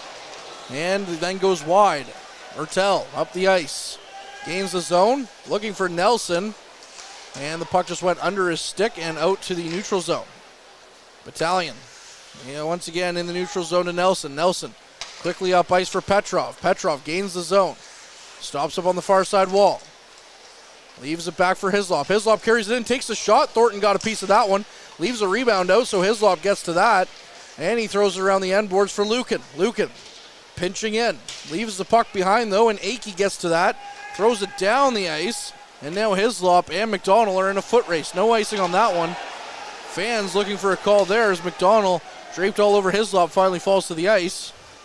Zito powers his way into the Colts zone, leaves it for McDonald. McDonald loses it to Weigel. Now it's down for Jodwin. Jodwin with some speed into the Battalion zone, powers his way through. That one hit the toe of DiVincentis, so a good-looking chance there for the Colts, but it's turned aside by the goaltender, number 31 in your programs, Dom DiVincentis. So to go back to the Connor Punnett fiasco of the whole misconduct, so originally it was called he had a 10 minutes misconduct. When I first poked up the game summary, it showed him getting a misconduct instead of his initial checking from behind call. Now it just shows checking from behind. So I'm not, and they must have taken that misconduct off at some point, but he was initially, it was announced that he got a 10 minute, but now that's not actually on the game summary, so I guess they must have taken it off at some point. Either way, he will be out there. I am confusion. Same. Well, as they say, I'm not going let's crazy, do that though. hockey. I thought I was going crazy because I'm like, I swear I heard a 10-minute misconduct be called. Now it looks like Dom having some issues with his Equipment's going to go see Mackenzie Campbell, who you can hear on the Frontline podcast from a couple of weeks ago, singing the Wake 6 song. Yeah. DiVincentis getting tended to by equipment manager extraordinaire Mackenzie Campbell. And you look at the start of this period so far, again, the Battalion getting a couple of great opportunities, and it's going to be very... we talk about Brant Clark being the catalyst. Looks like it's the blades that he's changing out. Oh, maybe it is. But we talk about Brant Clark being such an interesting catalyst for this team, and I think it's going to be very interesting in this hockey game if the Battalion can hold on to this lead. How much of a story it is the fact that he's gone -2 so far. He's played a couple of defensive miscues. He's not looked comfortable out there from a defensive standpoint, but has been in on the rush offensively. Well, the Colts bus was seen at Galaxy Cinemas yesterday in North Bay, enjoying a movie in the evening. Maybe the movie didn't agree with Brant Clark. Tarasevich over to Christopoulos. Of course, two of our broadcasters used to work there, so maybe some voodoo magic. Not naming names. Arnsby out front, they score! Liam Arnsby, the captain, gives the troops a 4-1 lead here in Game 2. And guess who's out on the ice? None other than Mr. Brant Clark, now a -3 on the day. As, again, another opportunity where him and Hache don't pick up Arnsby at the very front of the net. And that's an easy pass out in front, and Arnsby buries it again. High blocker side, which has been an issue for Thornton in this hockey game. And now it's a 4-1 lead, and the Battalion looks very pretty in the first 25 minutes of this hockey game.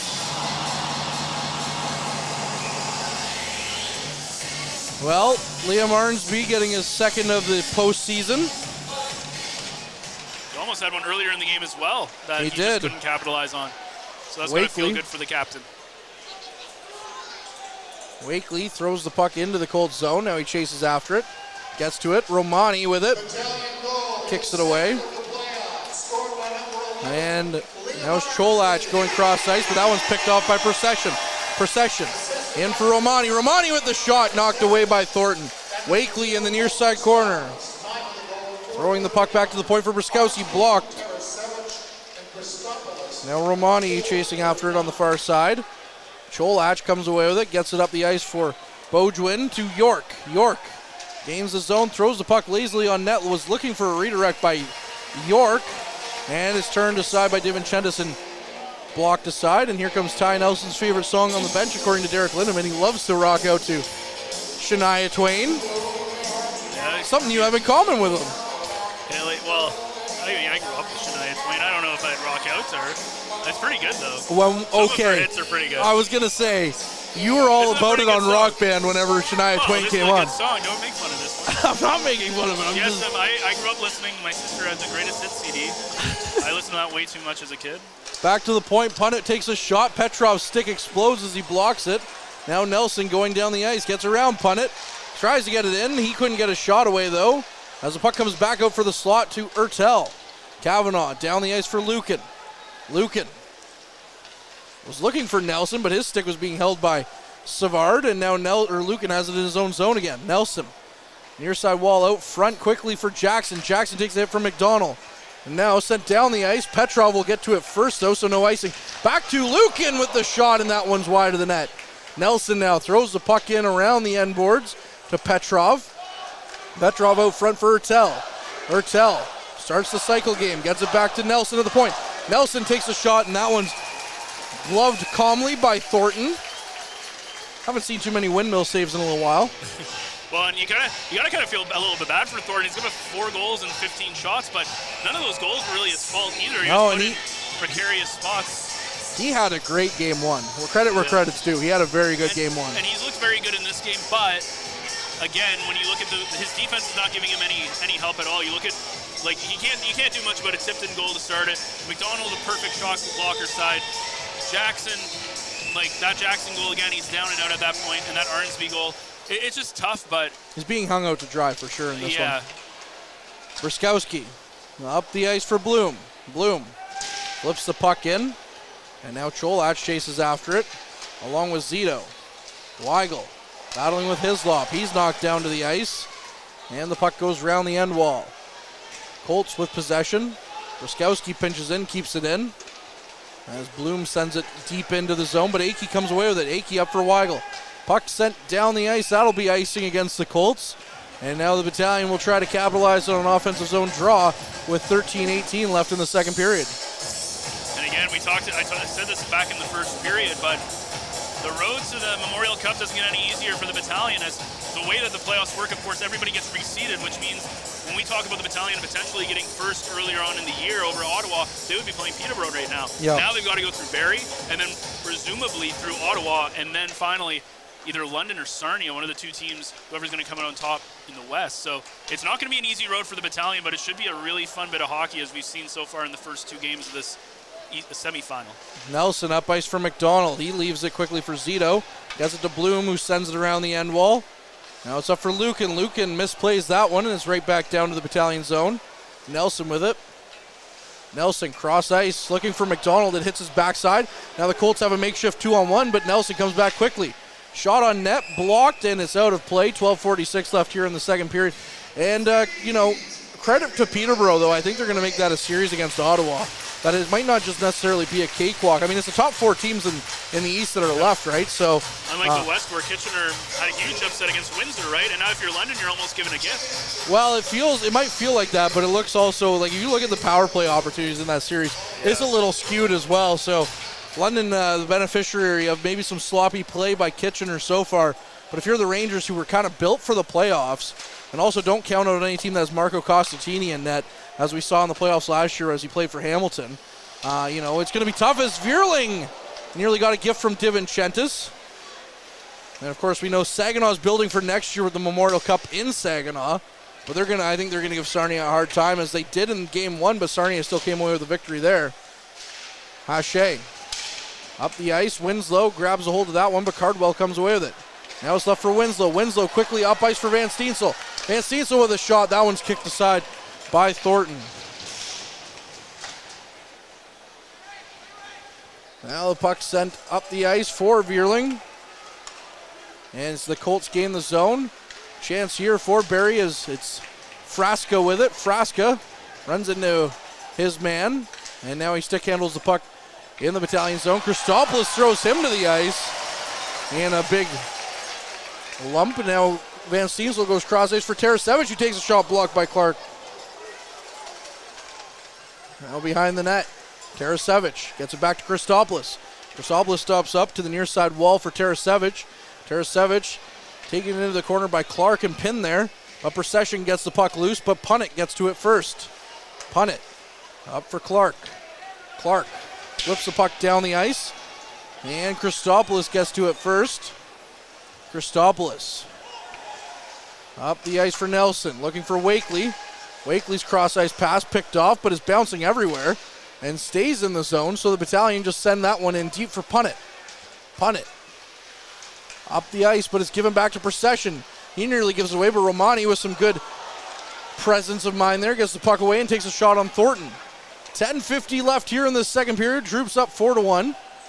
And the puck down the ice for Bruskowski to chase after Ty York. Back to the point for Punnett. Punnett with a shot, turned aside by DiVincentis into the corner. Procession are knocked hard into the boards on the near side wall. Back to Nelson. Nelson behind his net now for Romani. Romani out front for Wakely. Wakely's pass out front. It was picked off by Beaudwin, but a good defensive play by Nelson knocks him off the puck.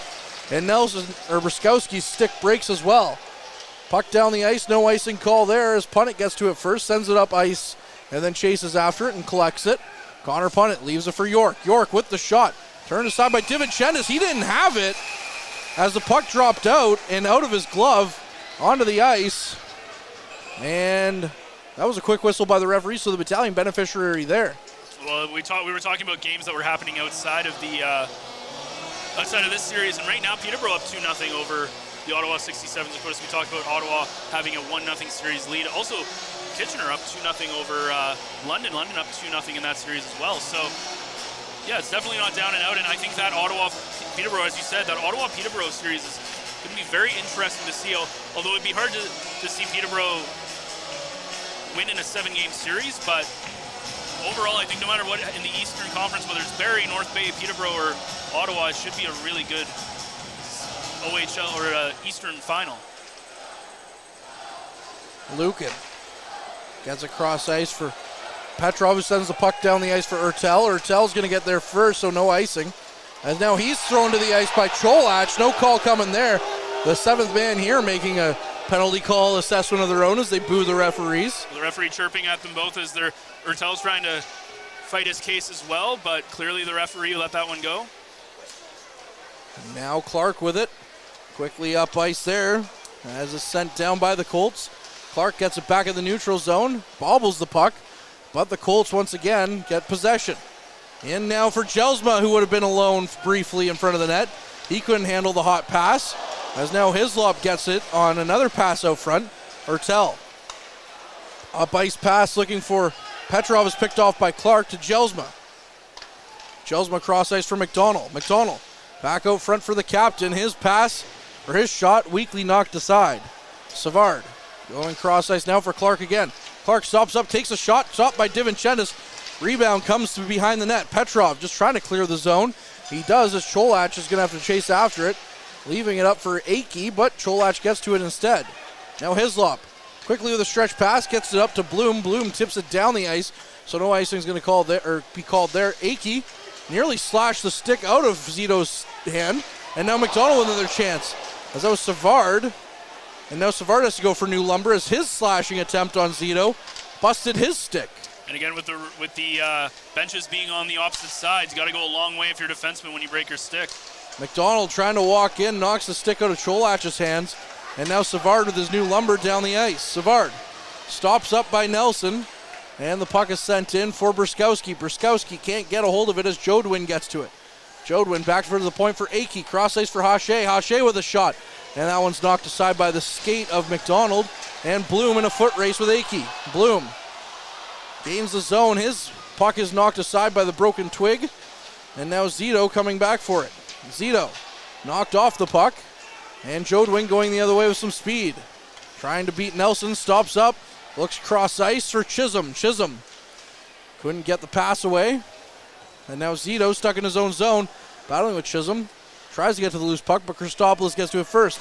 McDonald, cross ice now for Nelson. He's been out there for a while. Flips the puck back in and goes for a change. Punnett will collect it in his own zone, the Powassan product. Connor Punnett flips the puck down the ice for Vierling. Vierling.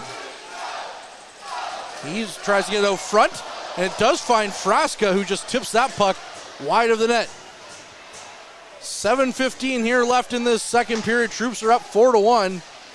Shots are 18-14 in favor of the Battalion 2 as well.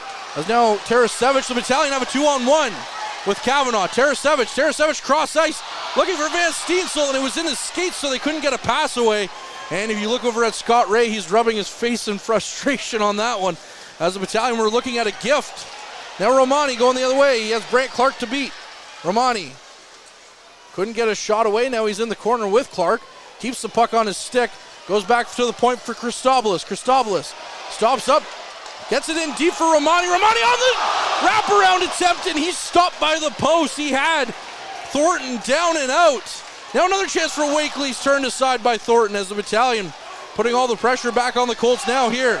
Christopoulos can't keep the puck in though, and Cardwell's going down the ice looking for some reinforcements. Cardwell in alone with Winslow. Winslow stops him up, and now Cardwell throws the puck to nobody in particular, and the Battalion have possession going the other way. Procession, his cross-ice pass picked off by Clark and knocked back to Ethan Procession. Now quickly up ice for York from Clark. Bruskowski gets it back to Romani. Romani to Wakely. Wakely just knocks that one aside. And with just under 6 minutes left here in the second period, it's 4-1 still. In deep for DiVincentis. Matthews going to get to that one first. Plays it back for Jelsma. Jelsma taken hard into the boards by Jackson, but keeps the puck on his stick to Akey. To Cholak. Cholak with a shot. And that one just goes wide of the net. Jackson trying to get the puck out of his zone. And it goes up in the air and stays there in the slot. Now back to Akey. Akey with a shot, and DiVincentis with the glove will stop probably about 7 or 8 minutes of action straight.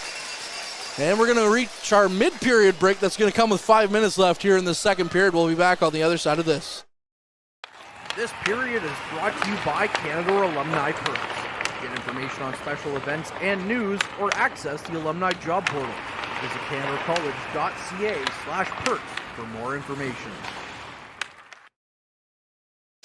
And we welcome you back to Memorial Gardens, and finally Derek, who's been waiting patiently for our mid-period break, he'll have to make it quickly before he runs back up to the booth. Derek, what's thoughts down there on ice level right now? The Battalion are really happy with the way this game is going. They're staying out of the conversations between the benches.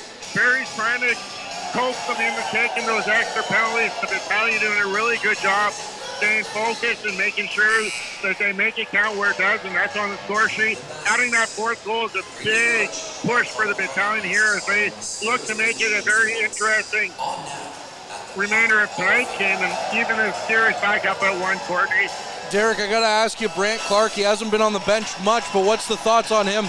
He's a -3 so far in this game. Thoughts are he's the one player that can really put the Colts on his back to try and get them back into this game. It's going to be tough, and the Battalion know exactly where he is all the time. They've got someone almost in his back pocket consistently. All right, thank you very much, Derek. We'll hear from you, of course, during the second intermission. 5:31 here left in this second period. Battalion up 4-1 as they get a defensive draw here. It's one back to Brant Clark, who gives it over to Hache with a quick one-time attempt well over the net. And now Bloom on the far side wall battling with Hache. Gets to the loose puck, leaves it for Lucan. Lucan now in some trouble in the far side corner. Battling it out with Jelsma and also Savard. Savard back to the point for Hache. Hache over to Clark. Clark stops up, gets it into the slot. It's just knocked aside by Savard and goes wide. Clark now in deep for Jelsma. Jelsma out front. Zito gets to that one first. He clears the zone, or clears the front of the net, I should say, and gets it behind the net. Up for Bloom. Battalion hemmed in their own zone here after the break. And the puck going down the other way for Hache. Hache in his own zone.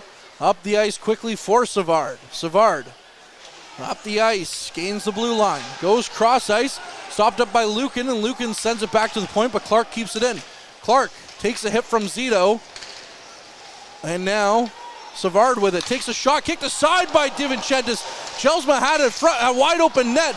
Another chance from the slot by Savard. It's turned aside. Jelsma couldn't get that puck to settle down quick enough, or else he would have had wide open net to look at.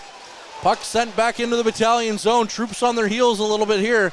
And it's up for McDonald, and the puck misses his stick. But Petrov, as they say, no icing. McDonald thought there was going to be with the way that he reacted. And now the puck back out to the neutral zone with Petrov. Petrov back to Bruskowski. Bruskowski, cross ice for Petrov. Petrov goes up ice looking for Jackson. His pass out of his reach. Punnett gets to it first and tries to flip it out. And now it's to Weigel. Weigel into the Battalion zone. Stops up. Back to the point for Kavanaugh. Kavanaugh gives it right back to number 9, Weigel. And now it's behind the net for Jodwin.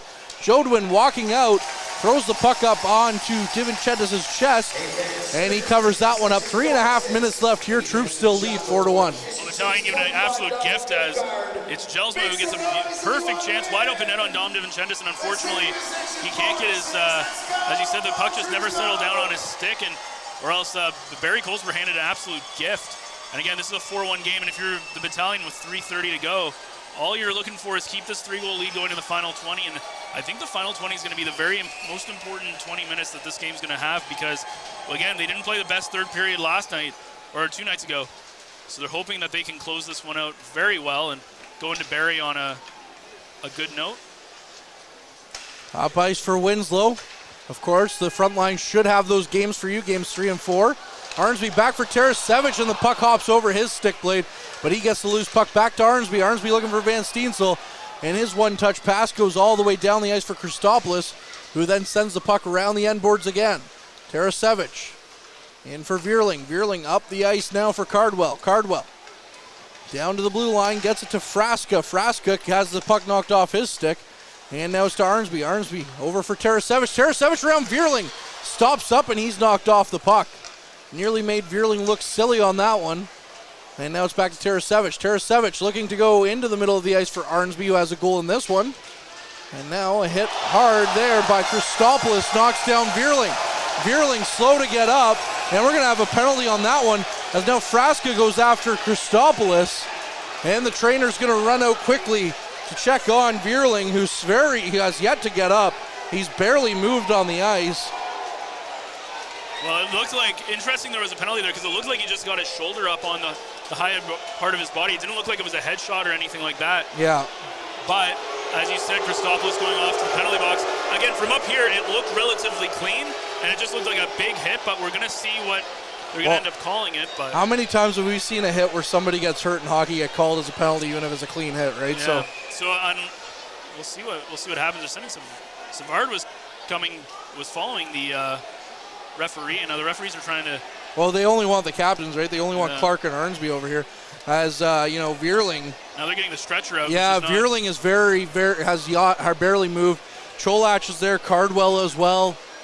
Again, hopefully this is just a sense of him getting the wind knocked out, because if you've ever had the wind knocked out of you, it feels really, really bad at the time, but it's a pretty minor thing. And again, this wasn't a dirty hit by Christopoulos at all. It was just his shoulder up high on Vierling. It didn't look like he hit him at all in the head. Mackenzie Campbell out there as well, another member of the Colts, and of course Andrew Satchke is going to be around as well, the trainer for the Battalion. You never like to see something like this happen, especially if you're the Colts. You don't want to see someone like Evan Vierling, who has 12 points in 6 games, 11 assists, 1 goal.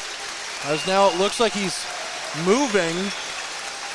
Whether or not he's going to be taken off on the stretcher as he's sitting up. Well, they're putting a 5-minute on the clock there for Christopoulos, so they must have thought that it was, they're not even using the stretcher now, as they're helping him off. He already has an assist in this game. He assisted the top goal. He's the player to watch on the Barrie side for us.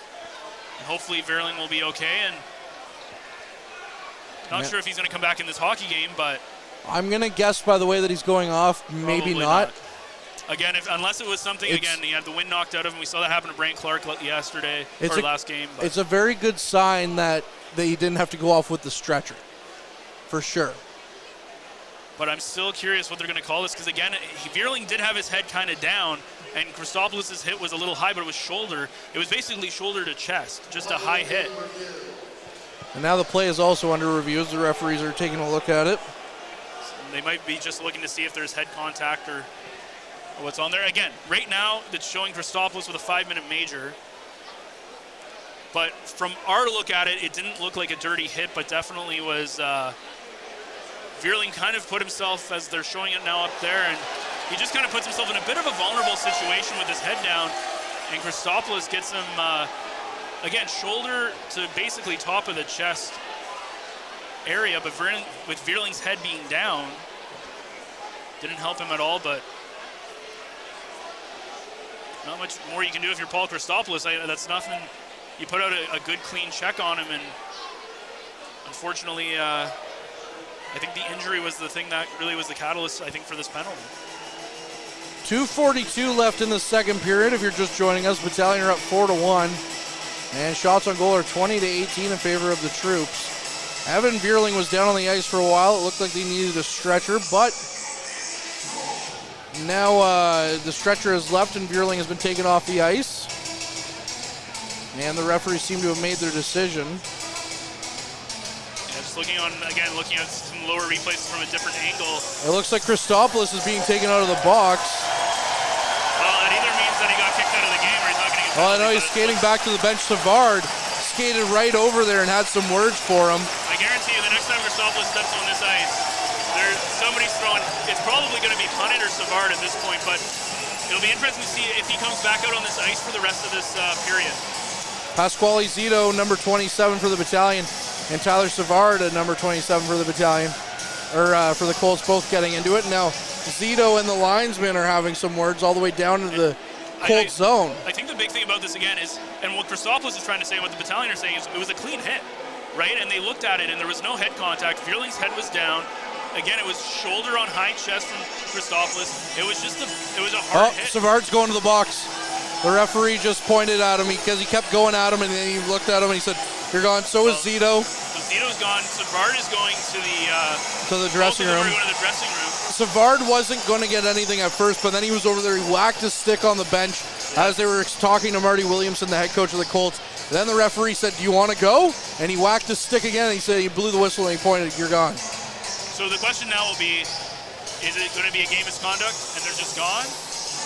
Same thing with Zito. When you look at the other side, we're not too sure what Zito said either, but the referees are in a spot. I think they did show, I don't know. It's going to be interesting again at the end of a period with 2:42 to go. Stuff happens, and the good news for the Battalion, Christopoulos is not being assessed with a penalty. The bad news for Barrie, though, is Vierling is most likely done. Definitely for this period and most likely for this hockey I would be very surprised if we saw Evan Vierling back out here today. Game 3, maybe. Today, I'm not so sure. Yeah, the only way I can see it is if it's just wind knocked out of him. You get the 20-minute period break. But we'll see. We'll have to keep an eye on what the penalty calls are for you as well. Petrov now in the Colts zone with the puck as we're back underway. Back to Hislop. Now it's in for Hislop. Hislop.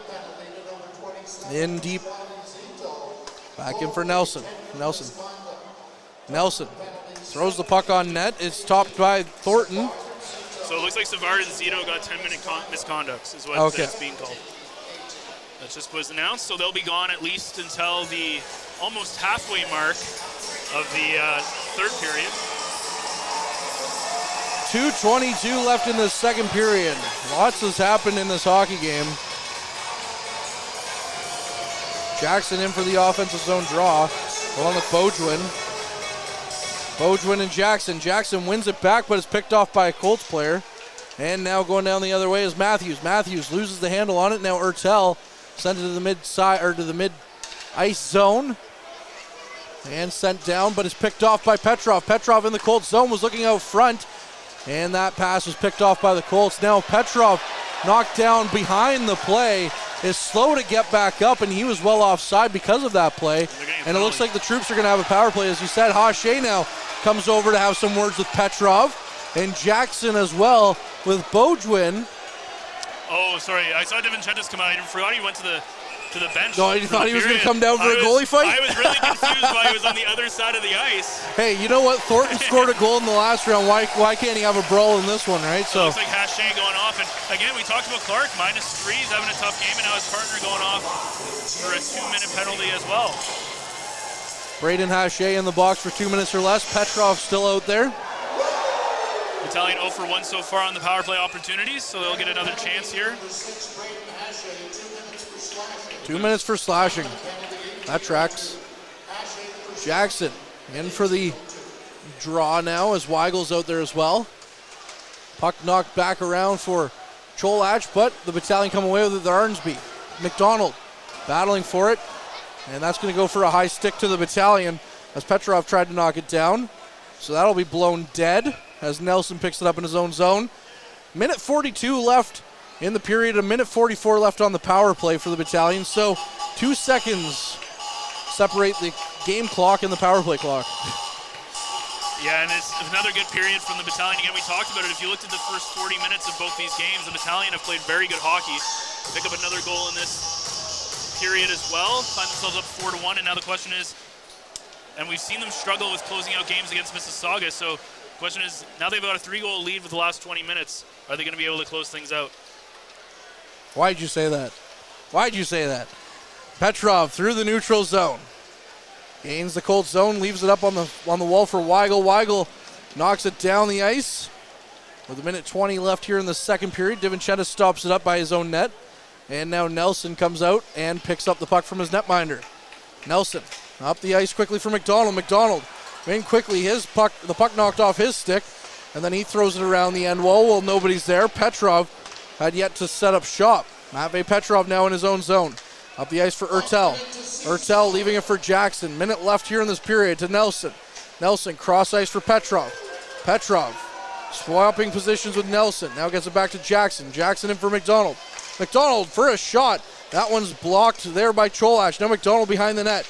McDonald flips the puck up for Petrov. 40 seconds left. Petrov in for McDonald. Takes the shot. Stopped by Thornton there. And McDonald sends it back to the point as well. That one's out of Jackson's reach. So the Battalion will have to vacate the zone and set things back up as Nelson nearly had his pocket picked.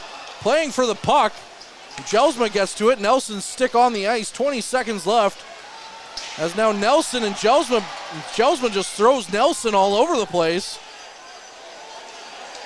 And now Nelson can't even play the puck as his stick was kicked away from him. But DiVincentis is out to play for it. And now Jackson and Cardwell getting into it. Well, you knew that was going to happen, and Nelson also getting into it a little bit with Clark, who's back there as well. And you knew that was going to happen. Kind of a little kick to the stick of Nelson as well. He gets thrown down earlier, and Jackson just coming to defend his. Clark kind of gave a bit of a whack to DiVincentis as well there. Yeah, and Barrie, you can tell the frustration starting to boil over in this hockey game. And if you're the Battalion, it's how do you kind of match the energy but also not take undisciplined penalties? That's going to be the big thing here. With 5 seconds to go in this period. 5.5 seconds on the clock, 7 on the power play against Hache. Cardwell and Jackson both in the box now. I think for coincidentals. So it'll be 4-on-4 for 7 seconds. Now Clark and Lucan going at it as well. And now Tarasevic. Or I guess 4-on-3, sorry. Or 5-on-4. No, I can't count. Well, and this is going to be a very interesting third period. Are we going to see more of this bleed over? Or like last game, we didn't see this bleed over in the third period. Though it was a much tighter game, but it's going to be interesting. It looks like coincidental minors, though, between Cardwell and Jackson. Van Steensel and Clark getting into it at the face-off drop. As that's going to end this period here. Clark looks like he wants no part of Van Steensel. Surprise, surprise there. Chef's kiss that as he skates away. It's going to be, the referees are going to have to make their money today in this third period, I think, because, again, it's a 4-1 game. DiVincentis now giving a little bit to Clark as he, again, gave him a little shot. And it's going to be an interesting, it's either going to be a very clean third period or a very chippy third period. I don't think there's going to be much of an in-between. No, it's one or the other for sure. So that'll end the second period here. The Battalion will have 2 seconds on the power play when we come back for the third period. The Troops are up 4-1. Shots on goal 21-18 as well for the Troops. And Ben, parting thoughts before we go to break. Well, Clark's still out on the ice for Barrie as they're not leaving the ice as the Battalion make their way off. But overall, if we look at this outside from the scrappiness, if we look at this straight from a game perspective, the Battalion have to be very happy with the way they played. They just need to play a good 20 minutes and close things out.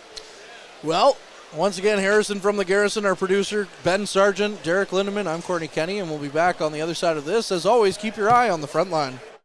Average Joe's Eatery and Patio Bar is North Bay's only year-round lakefront restaurant. On the shores of beautiful Trout Lake, we have been serving delicious food and stunning views since 1999. Indulge in one of our delicious menu items or simply sit with a cocktail in hand and watch the beauty of Trout Lake before your eyes. Check us out online at averagejoes.net or visit us in person at 3501 Trout Lake Road, North Bay. As a Canadore College alumni, you have access to perks. Canadore Alumni Perks. This is a lifetime membership that includes special access to great offers, opportunities to get involved, and so much more.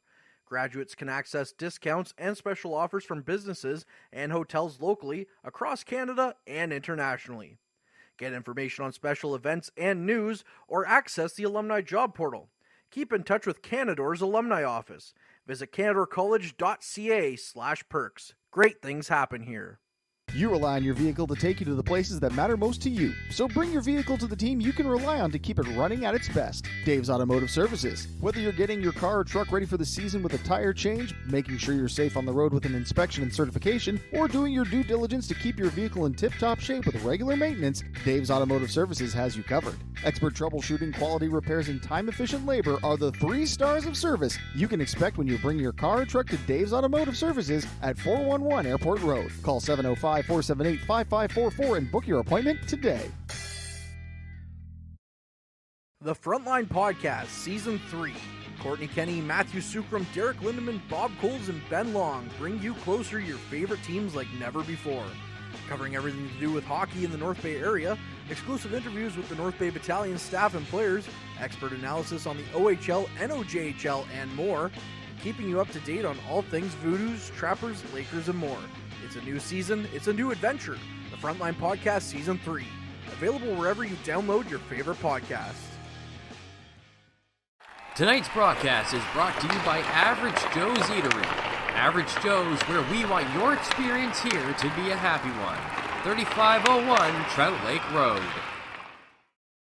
And we're back inside Memorial Gardens, where the Battalion add another in the second period and now lead 4-1 through 40 minutes of play. Let's take a look at that second period scoring summary, as there was only one goal to talk about, that coming at the 4:39 mark, as Liam Arnsby with his second of the postseason from Tarasevich and Christopoulos. Few penalties to talk about. First off, going off, Tyler Savard and Pasquale Zito exchanged 10-minute misconducts at the 17:18 mark of the second period. That had a little bit of confusion there, as the initial call was Paul Christopoulos, a 5-minute major. It gets taken off the board, and just the 2 misconducts happen instead. And then Braden Hache went off for slashing at 18:02, and then a couple more penalties just at the end of the period. As I know, it was Jackson for the Battalion going off.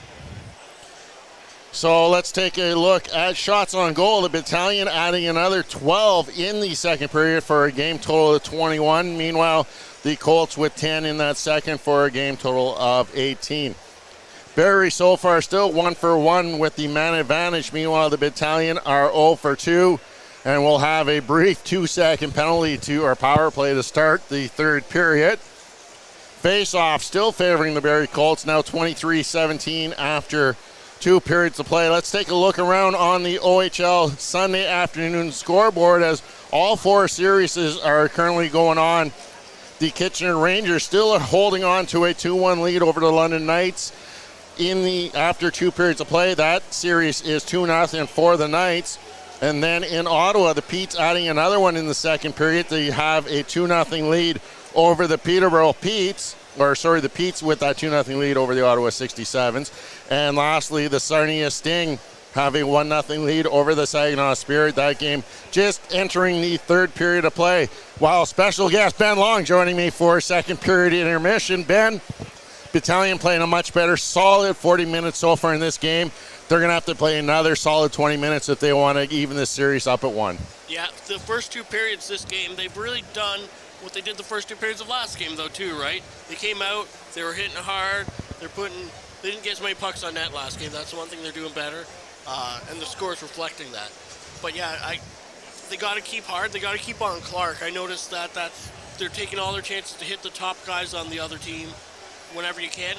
Lucan almost put him into the bench once there. That was, I'm sure that was an entertaining period for you down there in between the benches. It was, and I think that is a great addition, getting Alexander Lucan back for that little bit of physicality. He's looked like he hasn't missed any time, even though he missed the last few games due to injury, and it's nice to see him back in the lineup tonight. But you talked about Brant Clark.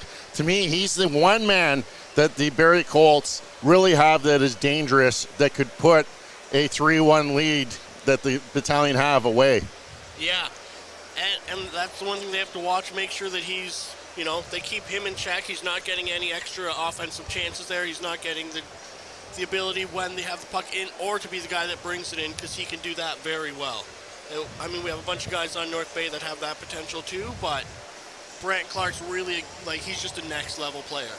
He is, and as we know, he did play some time with the Los Angeles Kings before being loaned to Team Canada for the World Juniors and then eventually getting sent back after those World Juniors back to the OHL and rejoined the Barrie Colts. Colts didn't really make much moves at the trade deadline. They did get Clark back. They traded for Tyler Savard from the Sioux Greyhounds, and they also traded for Brandon Hache from the Kingston Frontenacs, probably one of the best all-around defensive defensemen in the OHL. Yeah, and those two other guys that you mentioned there, Hache, he's been, he plays with Clark, so you see him out there. To have an offensive guy like Clark and have a defensive guy like Hache out there together is just a deadly combination that North Bay just has to always be cognizant of when they're on the ice. Savard has been in the middle of every single time that there's physicality going on. He seems to be the guy from Barrie that's in the center of it, always stirring the pot a little bit, trying to get under North Bay's skin, so they have to make sure that they don't get too out of line with their discipline this last period. So, as we like to do after 40 minutes of play, let's recap how our players to watch have done so far, as they are brought to you by Mike, the financial advisor. Players to Watch is brought to you by Mike, the financial advisor. If you have financial questions, he has financial answers. On Facebook, Instagram, and TikTok at Mike the FA. Our players to watch tonight are a pair of playmakers. Evan Verling from the Barrie Colts, along with Matvey Petrov from the North Bay Battalion. Both players recording assists back in the first period, but Verling a -2 on the afternoon, Petrov a +1. So they do capitalize where we think they should on that assist category, but Petrov, to me, has been the better skater tonight, and I think he's due to get one of those goals eventually. Yeah, I think, like I called for overtime last game, I thought he was going to be the breaker there. He's really overdue. He's played a great game. He drew a penalty from Hache in that period there. Matvey Petrov's Matvey Petrov, and he's out there playing like it. I'm still so surprised. I'm kind of flabbergasted. We haven't seen him put the puck in the net yet. Now, Verling, I don't think he's going to have a chance to turn his night around. I think he's done for the night after that big hit by Christopoulos.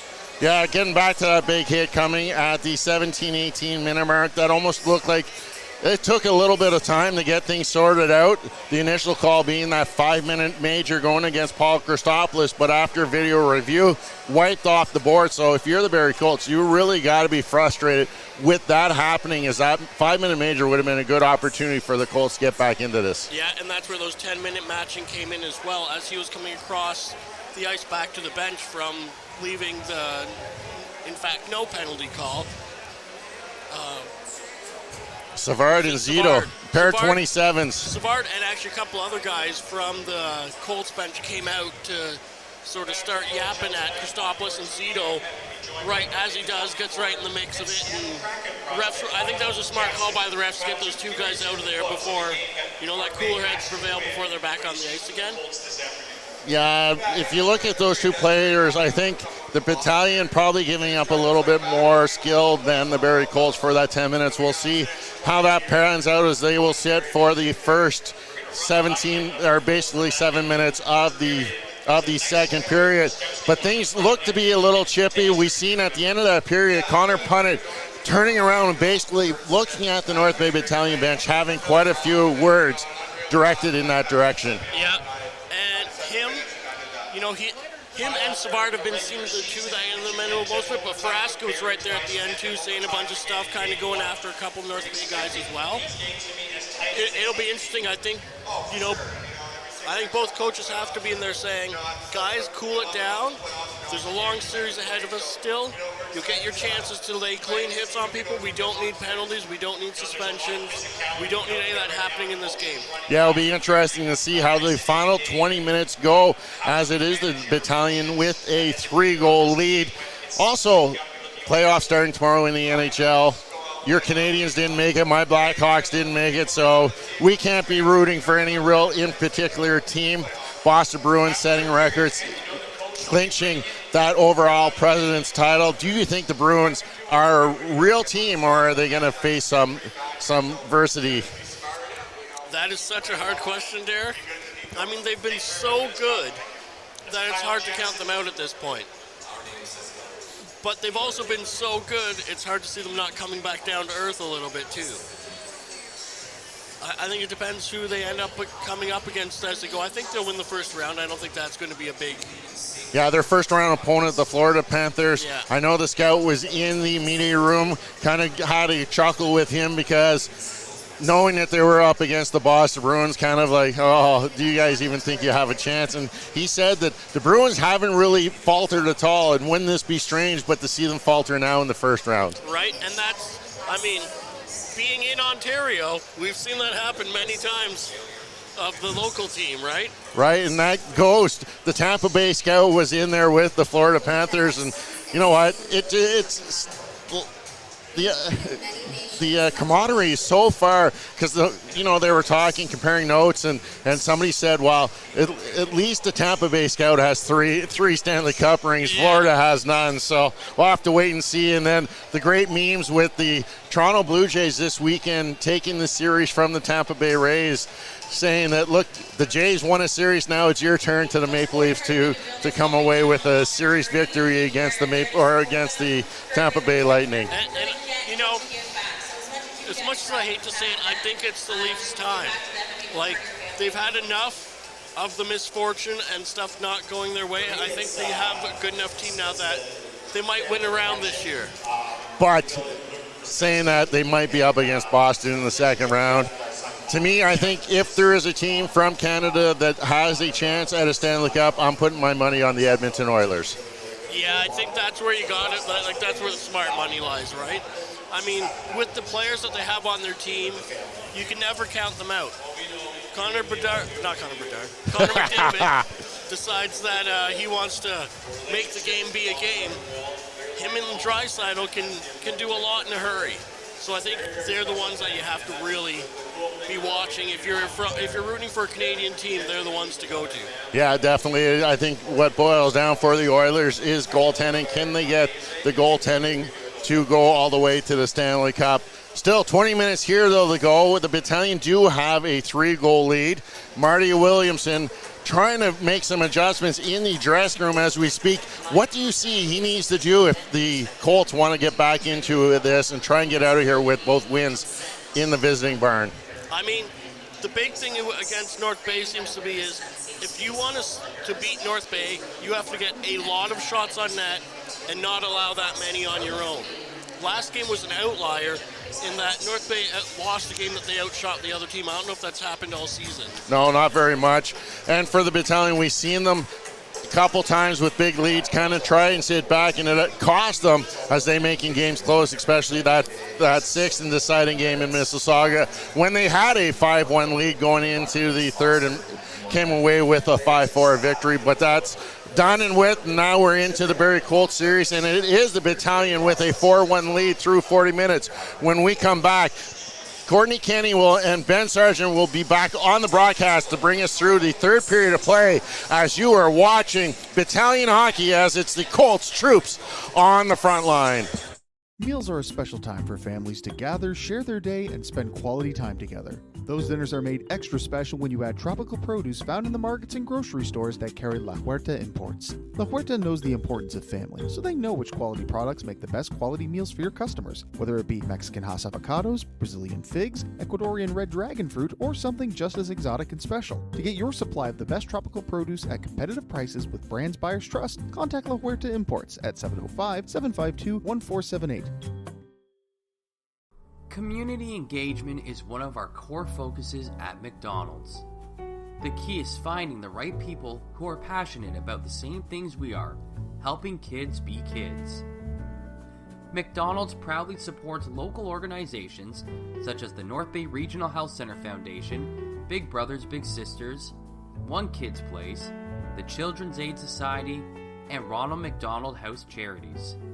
Stop by McDonald's on 1500 Fisher Street, North Bay to see how we can serve you and the community every day.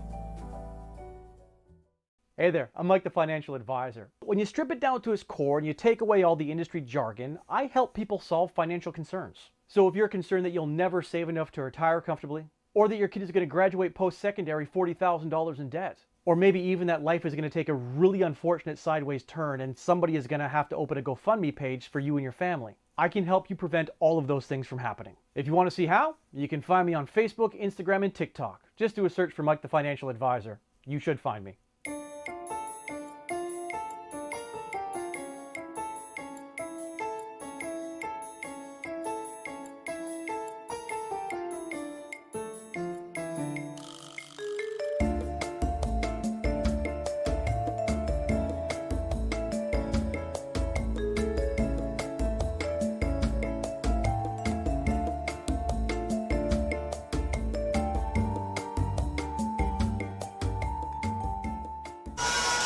Well, we welcome you back here in Memorial Gardens. It is the third period. It's the Battalion up 4-1. They scored an extra goal in the second period to come into this one with a 3-goal lead. I'm Ben Sargent. Alongside with me is Courtney Kenny. And Courtney, as we look, it'll be a 2-second power play for the Battalion as we start things up, and a lot of people in the box. And it'll be an interesting period to see if that scrappiness is going to boil over that was there at the tail end of the second period. Yeah, you get the vibe that these two teams don't like each other, eh? A little bit. Definitely was what many people were going to say was a rivalry game coming into this one. And certainly for sure gets that feeling here through 40 minutes of play and also game one as well. Wakely out to take the opening face-off as Jackson's in the box, so he's up there with Ertel and Petrov as quickly Haché's back out of the box. And Clark has his first touch of the period. The Colts in their road whites are going left to right this period. The Battalion in their home greens going right to left in this third and potential final frame. 1940 in the third period. Jodwin into the Battalion zone. Throws the puck cross ice. Misses everybody, including Divinchentis. And now the Battalion go the other way. Petrov one-on-one with Clark. And he just stick-handled himself out of submission as now Wakely and Ertel battle each other, hit each other inadvertently. Now Clark leaves it for Jelsma. Jelsma takes a shot blocked by Nelson. Jelsma with possession in the Battalion end. Sends it cross ice. Lucan with the puck goes for a skate. Gains the red line, sends it in. And Thornton leaves it for Punnett. Punnett with the puck in his own zone. Up the ice for Jelsma. Jelsma throws a cross ice. Van Steensel nearly picking that one off. Bruskowski up for Hislop. Hislop down the ice, hits the stick of Arnsby and goes into Thornton. And now it's in the corner for Kavanaugh. Kavanaugh up for York, misses it. Hislop misses it as well. So the Battalion have to vacate the zone. And Hislop gets to it and just sends it right back in. Connor Punnett from Powassan, from behind his net to Kavanaugh. Kavanaugh up for Matthews. Bit of a strong Connor Punnett contingent here in attendance. Might be enemies even though they're from this area. Akey in the neutral zone for Matthews. Now it's to Divinchentis. Divinchentis up for Hislop. Hislop nearly gave it away. He does. Cholash takes a shot. Divinchentis got a piece of that. Now it's up in the air. Another chance is up in the air from Divinchentis' blocker. And Bruskowski battling in the corner is knocked over. Akey to Cholach. Up for York and is sent in deep into the Battalion zone for Hislop to chase after. Hislop leaves it behind for Bloom. Bloom looking up ice, gets it to Romani. Romani cross ice for McDonald. That one was nearly knocked into the Colts bench as there was a change. Now McDonald whacks it in for Bloom, or Romani rather. And it just never quite got to him as Clark picks up the loose puck. Brant Clark for Frasca. Frasca up the ice now as Chisholm just sends the puck into the Battalion zone. Christopoulos behind his net. Looked like he was going to get a major penalty in the second period, but it was reviewed, and it was deemed no penalty. So from major to no penalty, as now Ertel out of the bench plays the puck, but he gives it away. Now the Colts with a chance as it's blocked down by Winslow. And now Ertel looking up ice, but that pass was disrupted by Clark. Procession. Bouncing puck in front of Thornton, couldn't corral that one. And now the puck's up the ice for Jelsma at center ice to McDonald. McDonald skates the puck in, takes a shot. Divinchentis with the save. Rebound comes out to Jelsma near the point. Jelsma throwing the puck in deep for Clark. Back out front. Now the Battalion have it in the slot, but can't do anything with it. And it's back to the point for Haché. Rebound comes out off a shot from Divinchentis. No one can put that one in the net. Jelsma, cross ice for Jodwin. Jodwin in for Ertel. Ertel goes cross ice for Petrov. And Petrov's going to get the puck. Knock down Clark in the process and send it down the ice as McDonald comes in for another hit. It's very interesting watching Clark in the offensive zone because he almost switches places with a forward and ends up playing in a lot of the corners as well. Doesn't even get out of back to his own zone until the puck gets out to the neutral zone. So kind of interesting the way that he approaches the offensive zone. Battalion, good defensive play there. They regroup with the puck. Tarasevich now to Arnsby. Arnsby looking cross ice for Van Steensel with the shot. That one's blocked in front. Lukin gets the rebound and sends a cross ice for Tarasevich. Tarasevich goes looking for Van Steensel, but Kavanaugh gets to it first. And now it's up ice for York. York skating down to the Battalion zone. A good stick there by Lukin. Knocks the puck off of York's stick. And now Nelson with possession deep in his zone. Looking up ice for Van Steensel, gets a piece of it. And the puck flutters into the Colts zone, so no icing. Akey and Wakely. We've seen this matchup a few times this game. To make your life easy. Yep. But it's back out for McDonald. Now Bruskowski. Zito and Jackson still in the box. Cardwell and Savard on the other side. Still have yet to see Evan Vierling in this period as well, who was injured late in that second period. McDonald down the ice for Akey. Akey corrals that one, gets it to Matthews. Now Cholach has some speed through the neutral zone. Cholach into the Battalion zone. His pass misses everyone, but Akey keeps it in. And now McDonald has the puck, throws it up ice for Bloom. Bloom gains the red line, sends it right back into the Colts zone. Thornton out to play it. 5 minutes gone here in this third period. Frasca looking to get the puck in deep, as now that one's knocked aside by Chisholm.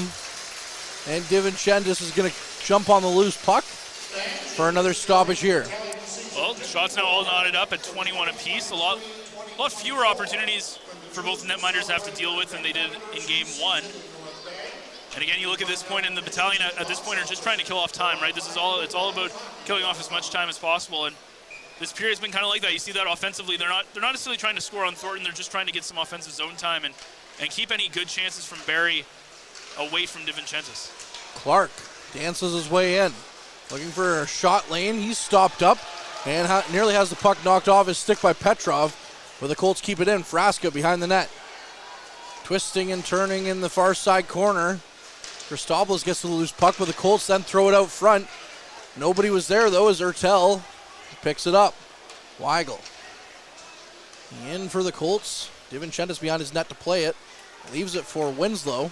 Winslow up the ice quickly for Ertel. And it's knocked off his stick.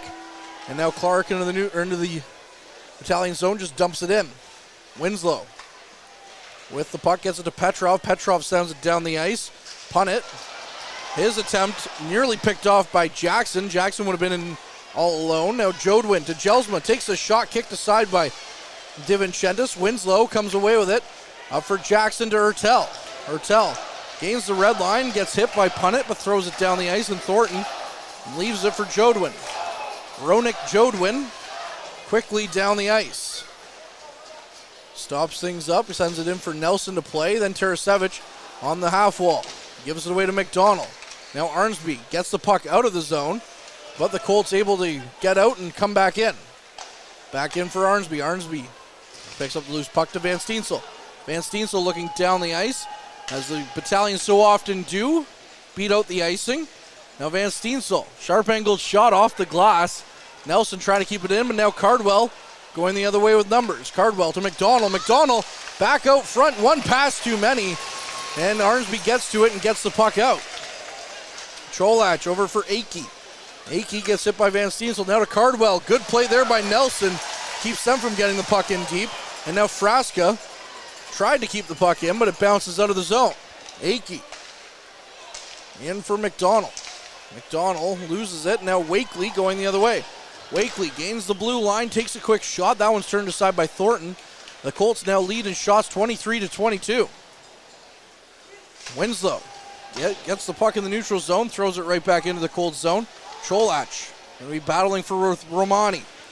Romani and Wakely on the near side wall, dump it out front. Procession wasn't there, so the Colts kept possession again in their own zone. Akey with it. Near side to Cholach.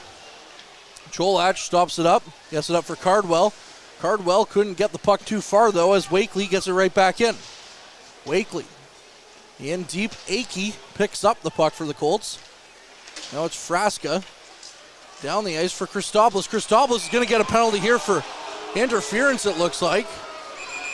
Looks like or high sticking, rather. Yeah. So Zito's going to come out of the box now, and so is Savard. So the 227's back out on the ice. But the Battalion bench penalty box won't be empty for long, as Paul Christopoulos will now be in for 2 minutes or less. Well, it was the Barrie Colts getting off to a very early start on a power play goal from Jelsma, not even a minute into this hockey game, and it kind of felt like we're like, oh, here we go. They're down 1-0 in the series, and they give up an early goal, and then immediately tie it back up, and it's been all Battalion since then.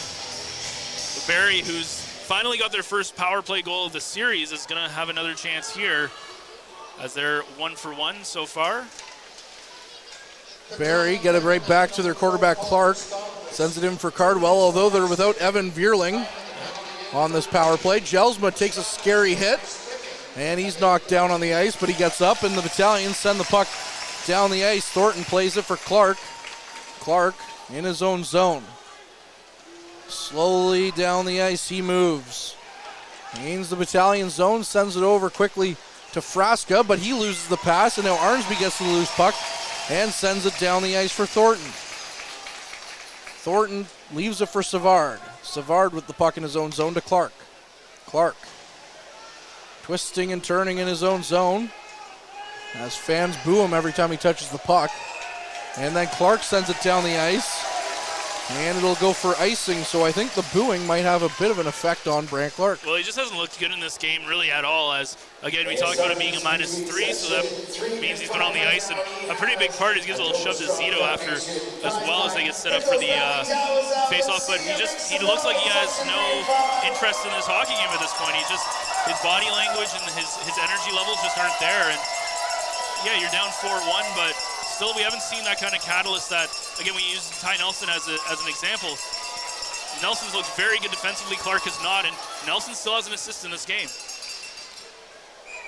Speaking of the Colts game, the Battalion zone, and Frasca immediately sends it up into the netting at the end. So with a minute left on the power play against the Battalion, the Colts put it out of play, and we'll get a stop here. And that's the thing, too, coming into this game.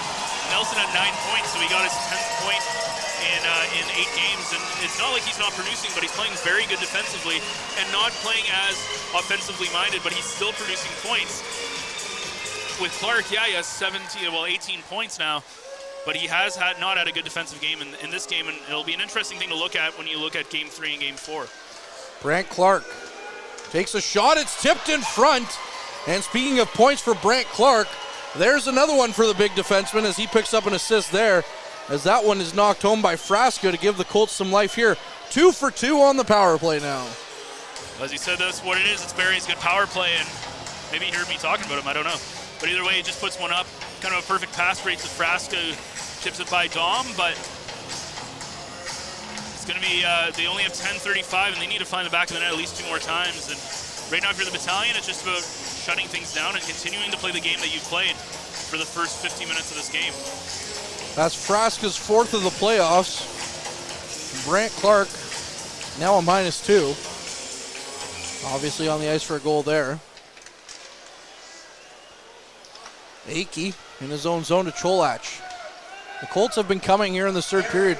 A theme we've seen a lot here in this playoffs again with the Battalion is they kind of become a shell of themselves in the third period a little bit. Jackson with possession, gets it to Petrov in the middle of the ice, and his pass for Ertel finds nobody but white jerseys. Akey now down the ice for Beaudwin. Beaudwin gains the zone. Looks out front, but decides to skate around the net, gets it back to the point for Cholach to Akey. Akey with the shot, well wide of the net. Now we'll get a stoppage here, as that'll bring us to our mid-period break as well. So with the Colts bringing it into within 2, we'll take a quick break here on the front line. This period is brought to you by Canadore Alumni Perks. Get information on special events and news, or access the alumni job portal. Visit canadorecollege.ca/perks for more information. Tonight's 3 Stars is brought to you by Dave's Automotive Services, 411 Airport Road in North Bay. Expert troubleshooting, quality repairs, and time-efficient labor are the 3 stars of service you can expect from Dave's. Well, Derek, the 3,400 and change here just saw Barrie bury another goal, as now it's 4-2 here for the Battalion. What's the thoughts down there at ice level right now? Not much is happening on the side of the Battalion. It's all about, they're talking about how they can respond after giving up that goal, knowing that the Barrie Colts do have the offense to push and get closes into an even closer game. Barrie's starting to look like they've got some belief on their bench, and now it's going to be to see if the Battalion can answer it and shut things down in this final 10, Courtney. All right, thank you very much, Derek. Tell Tom Martineau to stop giving you trouble down there between the bench as well, and we'll hear from you later, of course, as always. That's Derek Linneman between the benches. Tom Martineau, the photographer, giving him troubles down there as well. As always. Offensive draw here for the Colts, as it looks like McDonald's going to be shown from the face-off dot, and now Jelsma comes in for the draw. Bloom tries to win it back. He does, but the Colts will get first possession to Hache. Hache with a shot.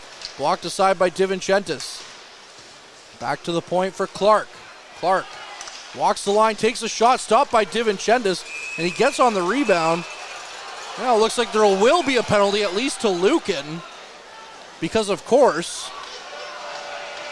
So the Colts were 2 for 2 on the power play, are going to get another chance here. Yeah, and Lucan and Lucan, those are like, it's tough because you're trying to protect your goaltender, but there's some undisciplined penalties after the whistle, and Ryan Julian will not be happy about that. And again, we talked about how well they've played on the power play so far. They've really, outside of the power play, they've shut the Barrie Colts down. But there's still 9 minutes. The opposite of game 1. Yeah, but now there's still 9 minutes and 40 seconds left on the clock. This will be a big penalty kill for the Battalion. This will be a very pivotal moment in this hockey game. Troops lead 4-2. How about Kitchener also having a 4-1 lead now over London with about 6 minutes to go in that period. I wonder how many power plays they've gotten. Back to the point for Clark. Clark for Jelsma. Jelsma in deep now. Winslow tries to get to it first, but Frasca gets on it. And now there's a scrum behind at the end wall. 3 Battalion sweaters, 2 Colt sweaters. As now another Colt player joins the rush, or joins the scrum. And the Colts come away with it. Out front for Cardwell. Cardwell back to Clark. Clark for Jelsma. Jelsma takes a shot, stopped by DiVincentis. Out front, another save by DiVincentis. And the puck comes loose, and Van Steensel sends it down the ice. 1:20 here left on the power play as Lucan sits in the box. Clark with the puck in his own zone. Turns around as Arnsby gave him a little bit of pressure. Leaves it for Cardwell. Cardwell. As now Clark completely interferes and knocks down Arnsby. No call coming there. Clark with a shot off a leg to Cardwell. Cardwell now back to the point. This place will boo if Clark gets a point here. Nelson in behind his net. It comes out to Jelsma though. Jelsma at the point to Clark. 49 seconds left on the power play to Cardwell. Cardwell back to Clark. Clark walking the line. Goes cross ice for Jelsma. Jelsma in deep for Frasca. Frasca looks out front. The pass goes cross ice. And it bounces to the point for Jelsma. Now a big hit by Arnsby. And Ertel goes down the ice. Ertel one-on-one with Clark. Fans on his shot. Still protects the puck. He still has it somehow as he is killing much valuable time here on the penalty kill. Justin Ertel, have yourself a moment. Back to Bruskowski, who just sends the puck in deep. 15 seconds now left on the power play as Zito's out there on the penalty kill. Punnett battling with him. 7.5 minutes left in this game. We're going to get back to 5-on-5 hockey here as Matthews throws it around the end wall for McDonald. McDonald to Zito. Zito looking up ice for Lucan. Lucan couldn't get a pass, so he's just going to peel off for a change. And now McDonald gains the blue line. McDonald into the Battalion zone in the near side corner. Matthews throws the puck out front, misses everyone, and goes down the ice. Colts 27 shots now. The Battalion with 22. The Battalion have gotten maybe one all here in this third period. Akey for Jodwin. Jodwin gains the zone, throws the puck out front, hits a couple of bodies, and DiVincentis gets a piece of it. So Winslow stops up, and now we're going to get another scrum after the whistle. Well, yeah, you look at a big penalty kill there, and again, Clark not getting called on a pretty textbook interference call on Arnsby as he boxes him out and then hits him when he doesn't even have the puck anywhere near him. It's in Barrie's possession, and referee looking on, gives no call, and as you said, the place would not be very happy if the Colts ended up capitalizing on that, but you still got to look at it with 7 minutes to go. The Battalion on their heels a little bit. They've got to start getting some, as you said, one shot on net so far on Thornton. They've got to start playing a little bit more offensively minded here and not just try to just kill time off. They've got to focus on putting some opportunities against the Barrie netminder. Puck in again to the Battalion zone. Clark turning at the blue line. Sends the puck in. Now below the goal line with the Colts is Beaudwin. Beaudwin taken into the boards by Winslow. Sent in around the wall now for Romani. Romani gets the puck up looking for Jackson. But the pass was out of his reach, and the puck's down to the Colts zone for Clark. Clark up ice now for York. York, his pass too far in front, and now Hislop stops that one.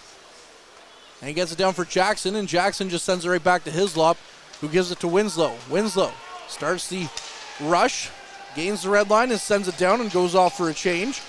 6:20 here in this third period. Battalion up 4-2.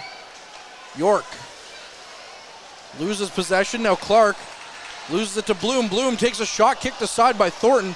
Jackson back to the point for Nelson. Another chance there. And that one's gloved down by Thornton.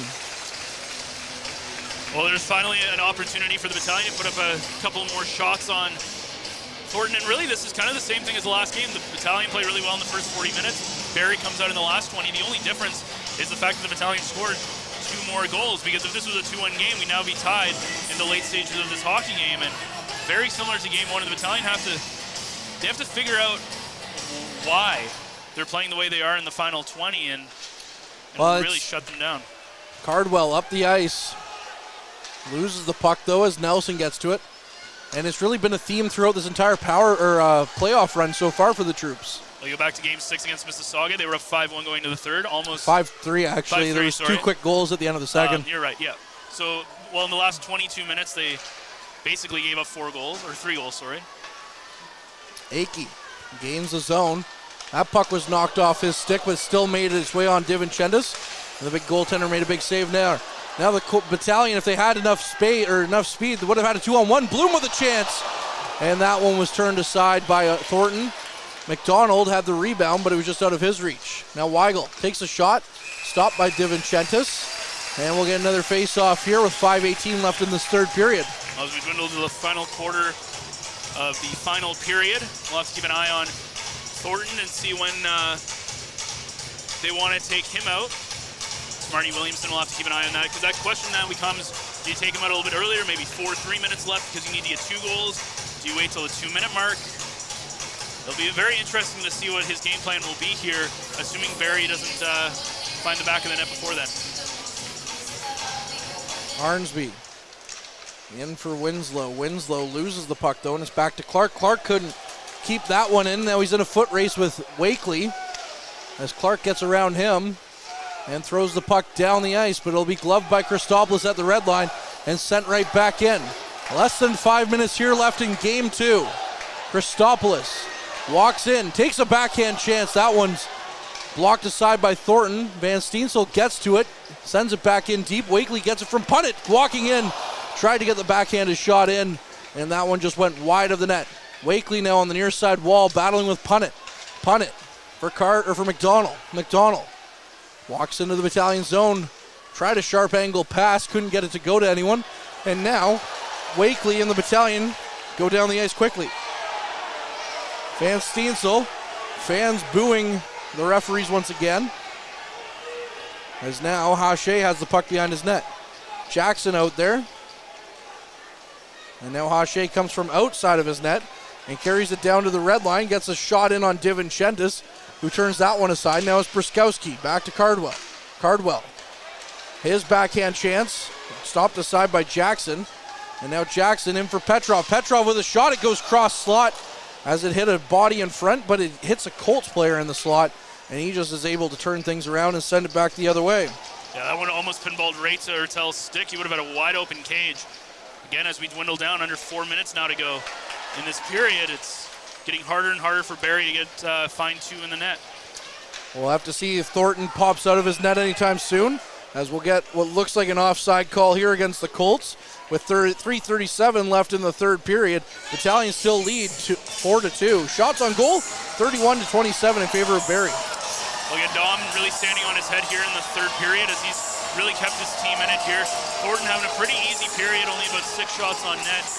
Nothing too crazy, but I'm sure he would love, again, it didn't look too good for him. He gave up about 4 goals on, I think it was 15 or 18 shots. But his save percentage, a little bit nicer now that it's 4 goals on 27 shots. Colts win the draw over to Clark. Fans booing him once again as he touches the puck. He throws the puck in. DiVincentis thought of playing it as he had it in his glove, but saw 2 white jerseys coming his way and decided, nope, gonna hold on to that one. Again, it's kind of a waiting game. It almost feels like it's the end of a football game, right? You're just trying to do clock management at this point. We're gonna have to keep an eye on Thornton again. For one, Marty Williamson's gonna want to pull his goaltender. And you get the kind of feeling that it's gonna happen relatively soon, I would say in the next minute. Battle at the high end of the zone, but Clark comes away with it. Now out front, a good chance there by Weigel is knocked aside. And it's to Zito. Zito skates in his own zone, leaves it for Lucan. Lucan up the ice quickly for McDonald. McDonald can't get out of his zone, so Lucan just backhands it down the ice right onto the stick of Clark.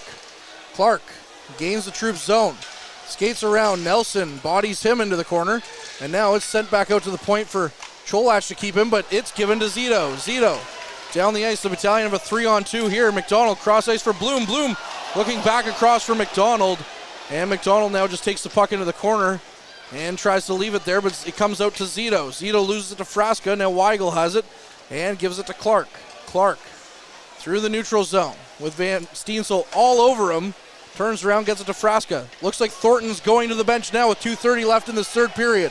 Christopoulos up the ice for Van Steensel. It's down the ice, and the extra attacker, Akey, comes out and stops that one. Now nearly gives it away, as now it's Cardwell with it. Cardwell through the neutral zone. Loses it to Van Steensel, and Van Steensel does his best Bo Bichette and bats it out of the air and down the ice. Akey picks it up in his own zone again. Up for Jelsma. Jelsma throws it in cross ice. Now Winslow has it. Winslow battling in the corner. 3 Barrie Colts in there. A couple of Battalion sweaters as well. Now it's back to the point for Savard. Savard takes a hit, and now it's just knocked over by Akey. That is by Arnsby. No penalty coming on that one, as Arnsby just took exception with Akey. Puck out front, blocked there by Winslow. Back to the point for Akey. Akey with a shot knocked away by Savard. Sharp angle shot there by the Colts is turned aside. And now Arnsby sends it down for Tarasevich. Tarasevich can't get out of his zone. 1.5 minutes left here in the period. Winslow gets to it, sends it down the ice, and with Tarasevich's last ditch effort, it's going to go for icing. Tarasevich might have had the inside track, and now Savard, surprise, surprise, has issues with Tarasevich. Well, Savard is almost what we expect Connor Punnett to be. That's what Savard has done in this game, as he's not a guy that is necessarily a super penalty minute guy. In that sense, as he's on that second line with Jelsman and McDonald, but as you said, he's had a lot of conversations with these Battalion players today, and he continues talking to the referee as he took exception to Tarasevich, a little bit of late body contact. I don't think it was that late. They were both going in for icing. Yeah. And I thought Tarasevich might have had the inside track, but the linesman says no, that's icing. So the Colts will get a offensive zone draw here with the extra attacker. Grant Clark, who was briefly off the ice, is back out. Winslow going off. Hislop staying on.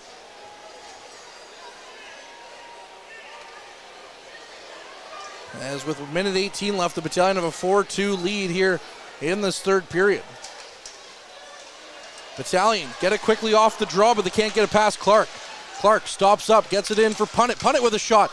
It's off DiVincentis' stick and is blocked away and sent down the ice by the Battalion. It'll be out of play as they sent it right up into the rafters here at the Gardens. Well, as we said, minute 6 to go now. And it's going to be now an onslaught from Barrie as they're just going to try to get as many pucks to the net on Dom as they possibly can. It looks like a timeout has been called by Marty Williamson as he's only got just over a minute to find the net, back of the net 2 more times if Barrie wants to send this thing into overtime. But Battalion just need to hold strong, maybe get an empty net goal. Gotta give a lot of credit to Dom as he's looked very good in this third period, now up to 34 shots, 32 saves. So games 3 and 4 from Barrie will go Thursday this week. Game 5, if necessary, will be at the Gardens next Saturday. And if this holds, of course, that will be a guaranteed game at this point. I believe Game 7 is on Tuesday night, if necessary, too, from Memorial Gardens. Minute and 6 seconds left here in this game. 4-2 Battalion lead. 34-27 are the shots in favor of Barrie, who have been trying to pour it on here in this third period. Face-off coming to the broadcast side of DiVincentis' net, or his glove side for those at home. Zito in for the draw, Frasca for the Colts. Puck out into the slot. The Colts come away with it. There's a broken stick on the ice that belonged to Arnsby. And now back in for Cardwell. Cardwell back to the point for Clark. Clark skates the puck in, leaves it back for Cardwell. Cardwell cross ice for Punnett. He couldn't handle that one cleanly, and he sends it down the ice. Is that one going to go? Zito will be there first. Pasquale Zito with a big assist from the hometown kid, Connor Punnett. And the Battalion are now up 5-2 on the empty net goal. And we get to see that speed from Pasquale Zito as cleanly beat the defenseman, and no chance to give the point over to the fans there in the restaurant. And it's now he gives a little chef's kiss to the crowd as well, and that looks like it'll pretty much ice things with 40 seconds to go. And the Battalion look like they're going to take game 2 with a 5-2 score. Connor Punnett tried to send it back to the point. He almost put it in his own net. Yep. It just died, and Zito was able to get it. That's Zito's second of the playoffs. That's his 9th point in 8 games as well. What a pickup for Michael Podolou and a couple of draft picks for the Niagara Ice Dogs. It's going to be a very interesting game 3 and 4 in Barrie. Of course, now you go into it, you basically need to split there at the minimum, and you're looking to win both of those and come back and maybe get a game 5 series win on Saturday. Akey, cross ice for Cholak. 30 seconds remain here. Puck sent into the Battalion end. Now it's sent back to the point. Akey keeps it in. Akey deposited on his rear end by Procession. And now Jodwin skates the puck in. Jodwin has his pocket picked by Romani. Brskowski, cross ice for Hislop. Hislop looking up ice for Procession, who he knocks off Akey's helmet. And with 6 seconds left, the puck's down to the Colts zone. And there will be a game 5 on Saturday here at the Gardens as the Battalion skate away with a 5-2 victory here at home against the Barrie Colts. This series is tied at a game apiece after a convincing victory here by the North Bay Battalion. Yeah, much better game than they had in game 1, although the third period a little bit not as played as well as I think they'd want to, but at the end of the day, they don't give up. They don't give up more than that, just that one goal on the power play, and Zito puts it away with the empty net. And it'll be a very interesting series in Barrie where a sweep will let them win the series on Saturday, and a tie will bring it back to North Bay, and it'll be a best 2 out of 3. Well, as of right now, we're planning on having those games for you here on the front line, games 3 and 4 from Barrie, which will be Tuesday and Thursday. But with that being said, we'll give it to our break here and send things to our post-game show. I'm Courtney Kenny, Harrison from the Garrison, Ben Sargent, and of course Derek Lindemann down between the benches. As always, keep your eye on the front line. Average Joe's Eatery and Patio Bar is North Bay's only year-round lakefront restaurant. On the shores of beautiful Trout Lake, we have been serving delicious food and stunning views since 1999. Indulge in one of our delicious menu items or simply sit with a cocktail in hand and watch the beauty of Trout Lake before your eyes. Check us out online at averagejoes.net or visit us in person at 3501 Trout Lake Road, North Bay. As a Canadore College alumni, you have access to perks. Canadore Alumni Perks. This is a lifetime membership that includes special access to great offers, opportunities to get involved, and so much more. Graduates can access discounts and special offers from businesses and hotels locally, across Canada, and internationally. Get information on special events and news, or access the alumni job portal. Keep in touch with Canadore's alumni office. Visit canadorecollege.ca/perks. Great things happen here.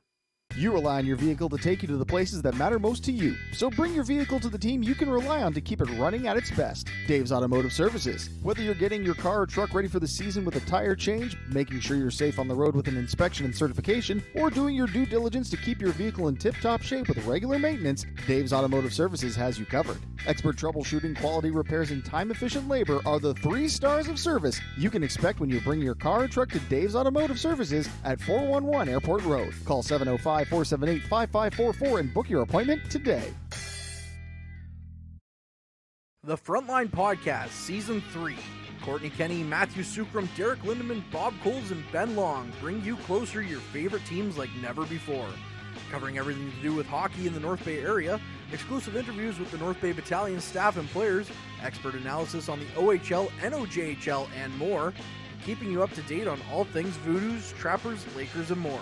It's a new season, it's a new adventure. The Frontline Podcast Season 3. Available wherever you download your favorite podcasts. Tonight's 3 Stars is brought to you by Dave's Automotive Services, 411 Airport Road in North Bay. Expert troubleshooting, quality repairs, and time-efficient labor are the 3 stars of service you can expect from Dave's. Well, we welcome you back here to the La Huerta post-game show. It's the North Bay Battalion doing what they couldn't do in Game 1, which is hold on to a lead in the third period, and they come away with a 5-2 victory as they tie the series up with the Barrie Colts at 1-1. If we take a quick look at the scoring summary, it was Jacob Fresca on the power play, which made the Colts 2 for 2 on the afternoon. At the 9:25 mark, Brant Clark picks up the assist, Ethan Cardwell with the other assist, and then it was Pasquale Zito who scored the empty net goal at the 19:19 mark to make it 5-2 and to ice the Barrie Colts. As we take a look at the final shot totals, it was 34-28 in favor of the Barrie Colts. They outshot North Bay 16-7 in the third period. Let's take a quick look around the horn as we look at the other games going on today. As it was the Kitchener Rangers taking a 6-1 victory over the London Knights. Other than on top of that, we had the Sarnia Sting taking the game over the Saginaw Spirit as they are tied 1-1 right now in the third period. The Ottawa 67s find themselves down 2-1 to Peterborough as that one's still in progress in the third period. Ottawa has a 1-0 series lead there. As that is about that, and again, Kitchener again picking up the 6-1 victory over the London Knights. So our next broadcast, hopefully, tentatively, we want to bring you the games in Barrie on Tuesday and Thursday as they will be on the road for games 3 and 4. That's not finalized yet, but we are hoping that we will be bringing you those games. That, of course, would be a 6:50 start, 7 o'clock game time. But our next guaranteed broadcast is on Saturday for Game 5 here at the Gardens. That one starts at 6:50, 7 o'clock.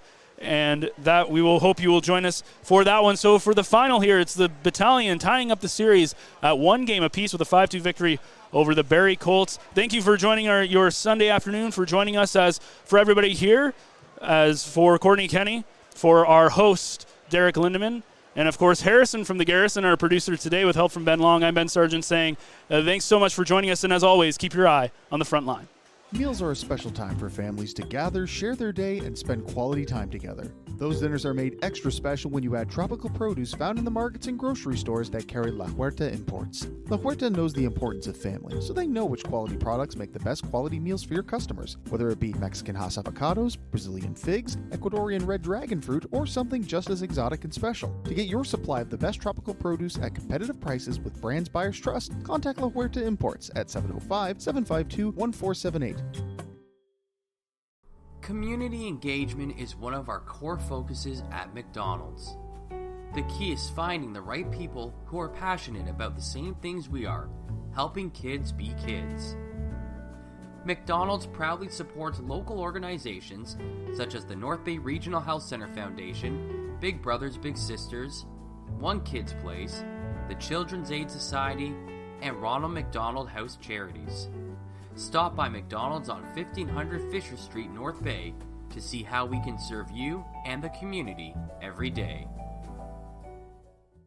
Hey there, I'm Mike the Financial Advisor. When you strip it down to its core and you take away all the industry jargon, I help people solve financial concerns. So if you're concerned that you'll never save enough to retire comfortably, or that your kid is going to graduate post-secondary $40,000 in debt, or maybe even that life is going to take a really unfortunate sideways turn and somebody is going to have to open a GoFundMe page for you and your family, I can help you prevent all of those things from happening. If you want to see how, you can find me on Facebook, Instagram, and TikTok. Just do a search for Mike the Financial Advisor. You should find me.